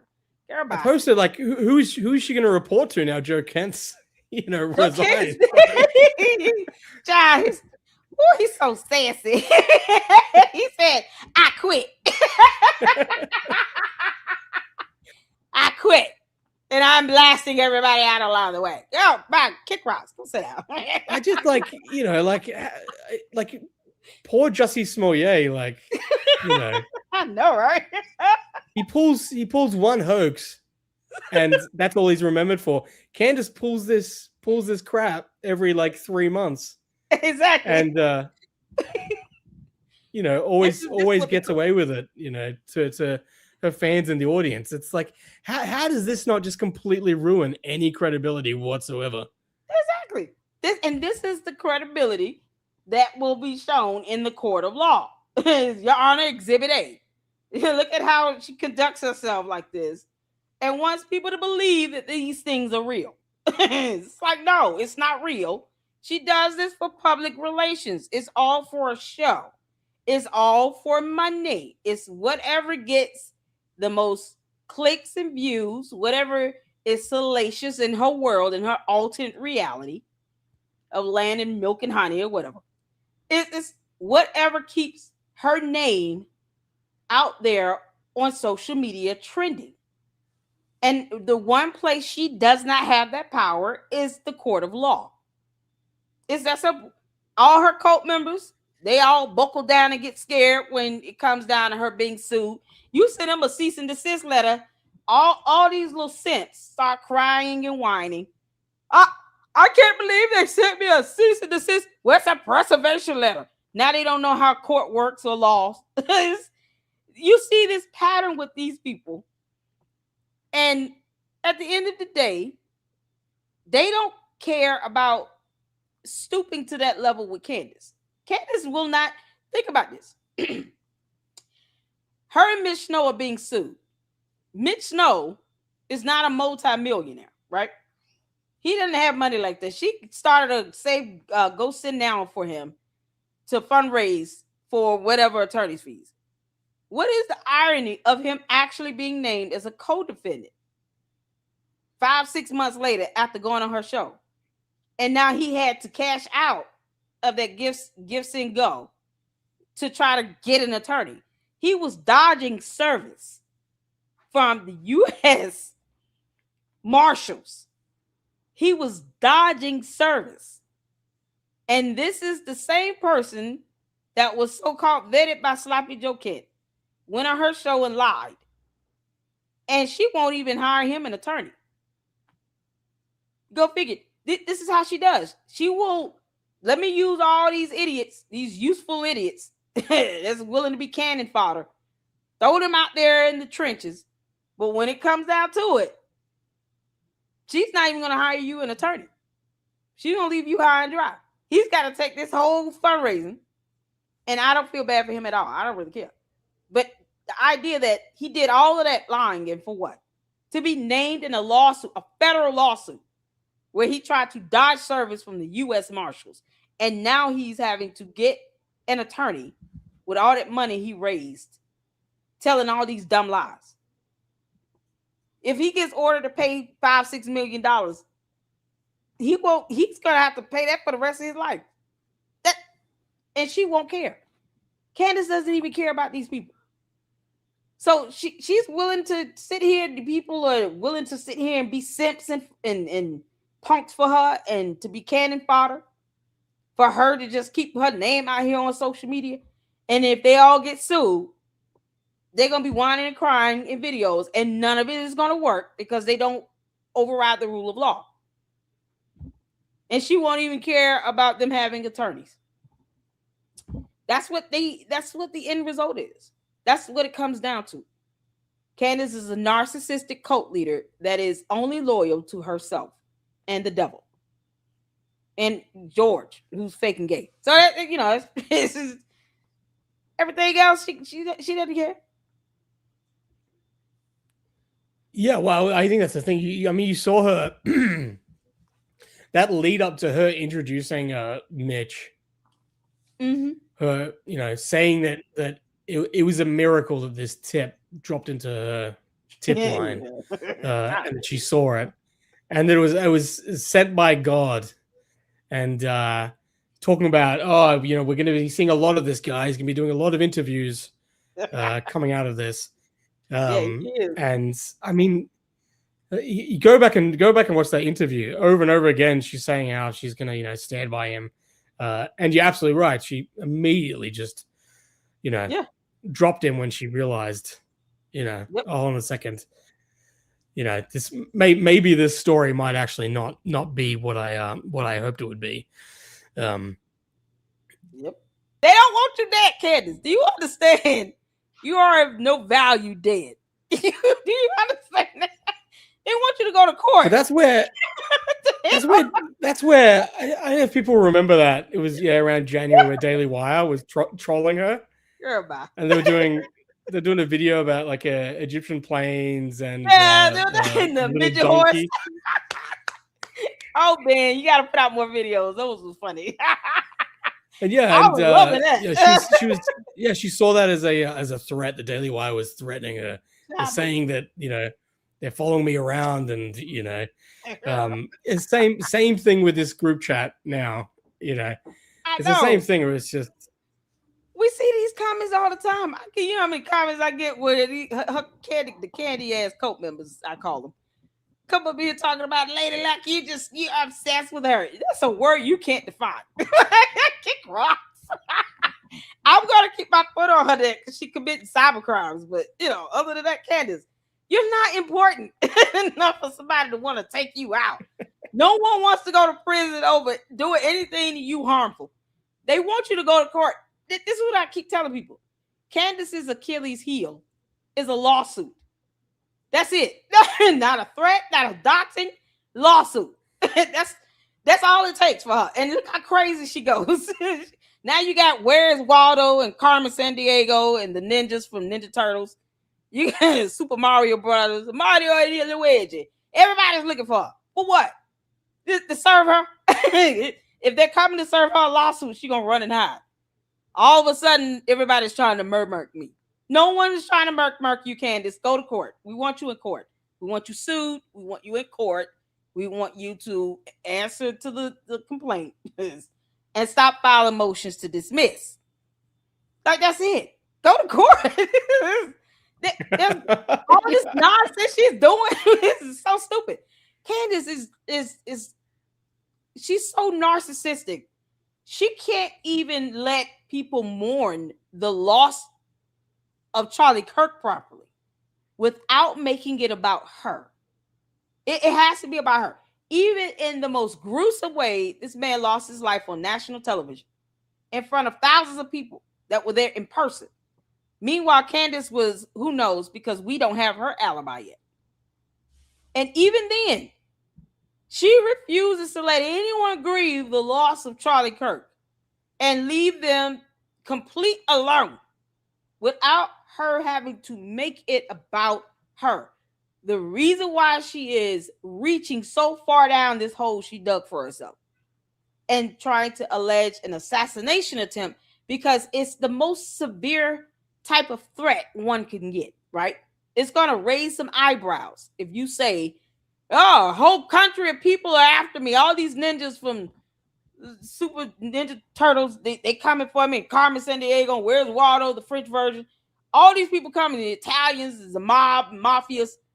They trying to kill me. Because that's something that most people would like, wait, what? People trying to kill you? You got kids and blah, blah, blah. She has to make it sound so extreme to get this level of attention. But it only lasts for so long because Candace, like you, we all got a short attention span. Like that'll trend for like what, a week, 2 weeks? Yeah. And then once we see she full of crap and no one should be taking her seriously because she won't even take herself seriously and actually show an FBI complaint of this threat. You know, you out here going to Dollywood and going to Christmas parties. So whatever. Once we see you're not taking yourself seriously and that you full of crap, then we moving on to the next thing. This is why her narcissistic nonsense gets progressively worse. What can I say that can outdo the last dumb thing that I said? How much more worse can I make this so that I can keep all this attention on me? Yeah, let me focus on a whole private chat that I care nothing about with 90-some people in it. They probably don't even know who all in it themselves. And I'm going to make this a whole thing and say all these 92 people after me. Everybody. Candace, we will sue you and sleep peacefully. We don't care about, you know, none of that nonsense you're talking about. But this is what she's got to do. Let me find a way to outdo the last pile of crap that I put out there 3 days ago. I got to outdo myself. I got to keep the attention on me. Because she doesn't care about none of this. This is all public relations. It's all a PR for her. That's it. No, that's absolutely correct. I mean, that's how you wind up with French assassins and Charlie Kirk being a time traveler and Sumerian technology, you know, all that rubbish. Because you just gotta, you know. I know. You can't even make up in a Marvel cinematic universe where comic books are real. You can't even make there's something so grotesque about someone complaining about a group of people who have literally just got a group chat to try and debunk her nonsense, while she simultaneously feels and is pushing out to her millions of deranged cult followers that they are entitled to know where Charlie Kirk is buried. And, you know, and meanwhile, endlessly tormenting his widow and putting out tips for them to be, you know, following Erica Kirk and letting her know about her movements and finding out where Erica Kirk's mother's hospital is. And I mean, it's just the hypocrisy is just, I mean, it's Candace Owens. There is no one more hypocritical or lacks, you know, moral consistency than Candace Owens. I've got to wrap this up, Lady Luck Club, but we'll definitely have you back. Absolutely. Feel free to like plug all of your socials and let everyone know what's going on. I sure will. You guys can check me out at the Lady Luck Club LLC, as well as Lady Luck Club with Sweet Tea, my second channel. And on X and Instagram, I am at Lady Luck Club LLC on both to keep it easy. Email me at ladyluckclubllc@yahoo.com. I'm catching up on emails. It's been a pleasure. I am so glad to see you going live and hanging out, and you got to come back to the LLC Milk Bar. You know you got to. We got to keep laughing at this little goofy.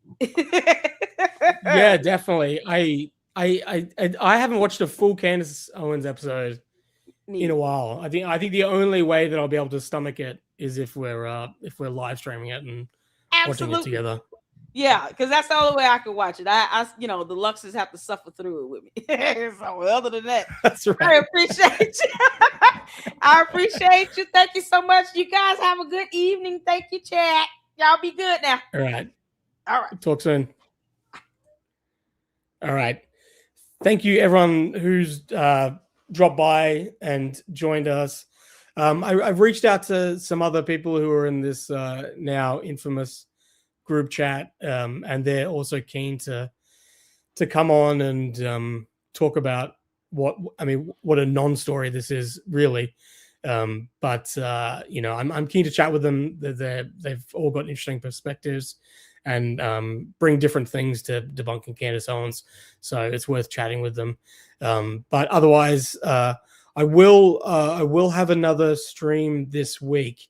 I'm thinking it'll be Thursday Australia time, so we're in the future here. So that'll be Wednesday America. But I'll post that soon once I've locked that in. But that'll be dedicated to the Tate brothers and what's going on with their extradition, and covering all the amount of cope that's coming from their camp, especially from their meathead of a lawyer. But we'll also be covering the Tate's lawsuit against us. So we'll be doing a big fundraiser drive for that. So all of the super chats will go towards that fundraiser. But we're looking at, we need to raise about $4,000 by September 7th to cover our ongoing legal bills. So I loosely that's planned for Thursday, but let me lock that in and I'll get back to you guys. But that'll have Murder by Crayons and Gadget, and yeah, we'll cover everything that's going on with the Tate brothers. But otherwise, thank you everyone for dropping by. Really appreciate it. And yeah, keep in touch. I'll see you soon.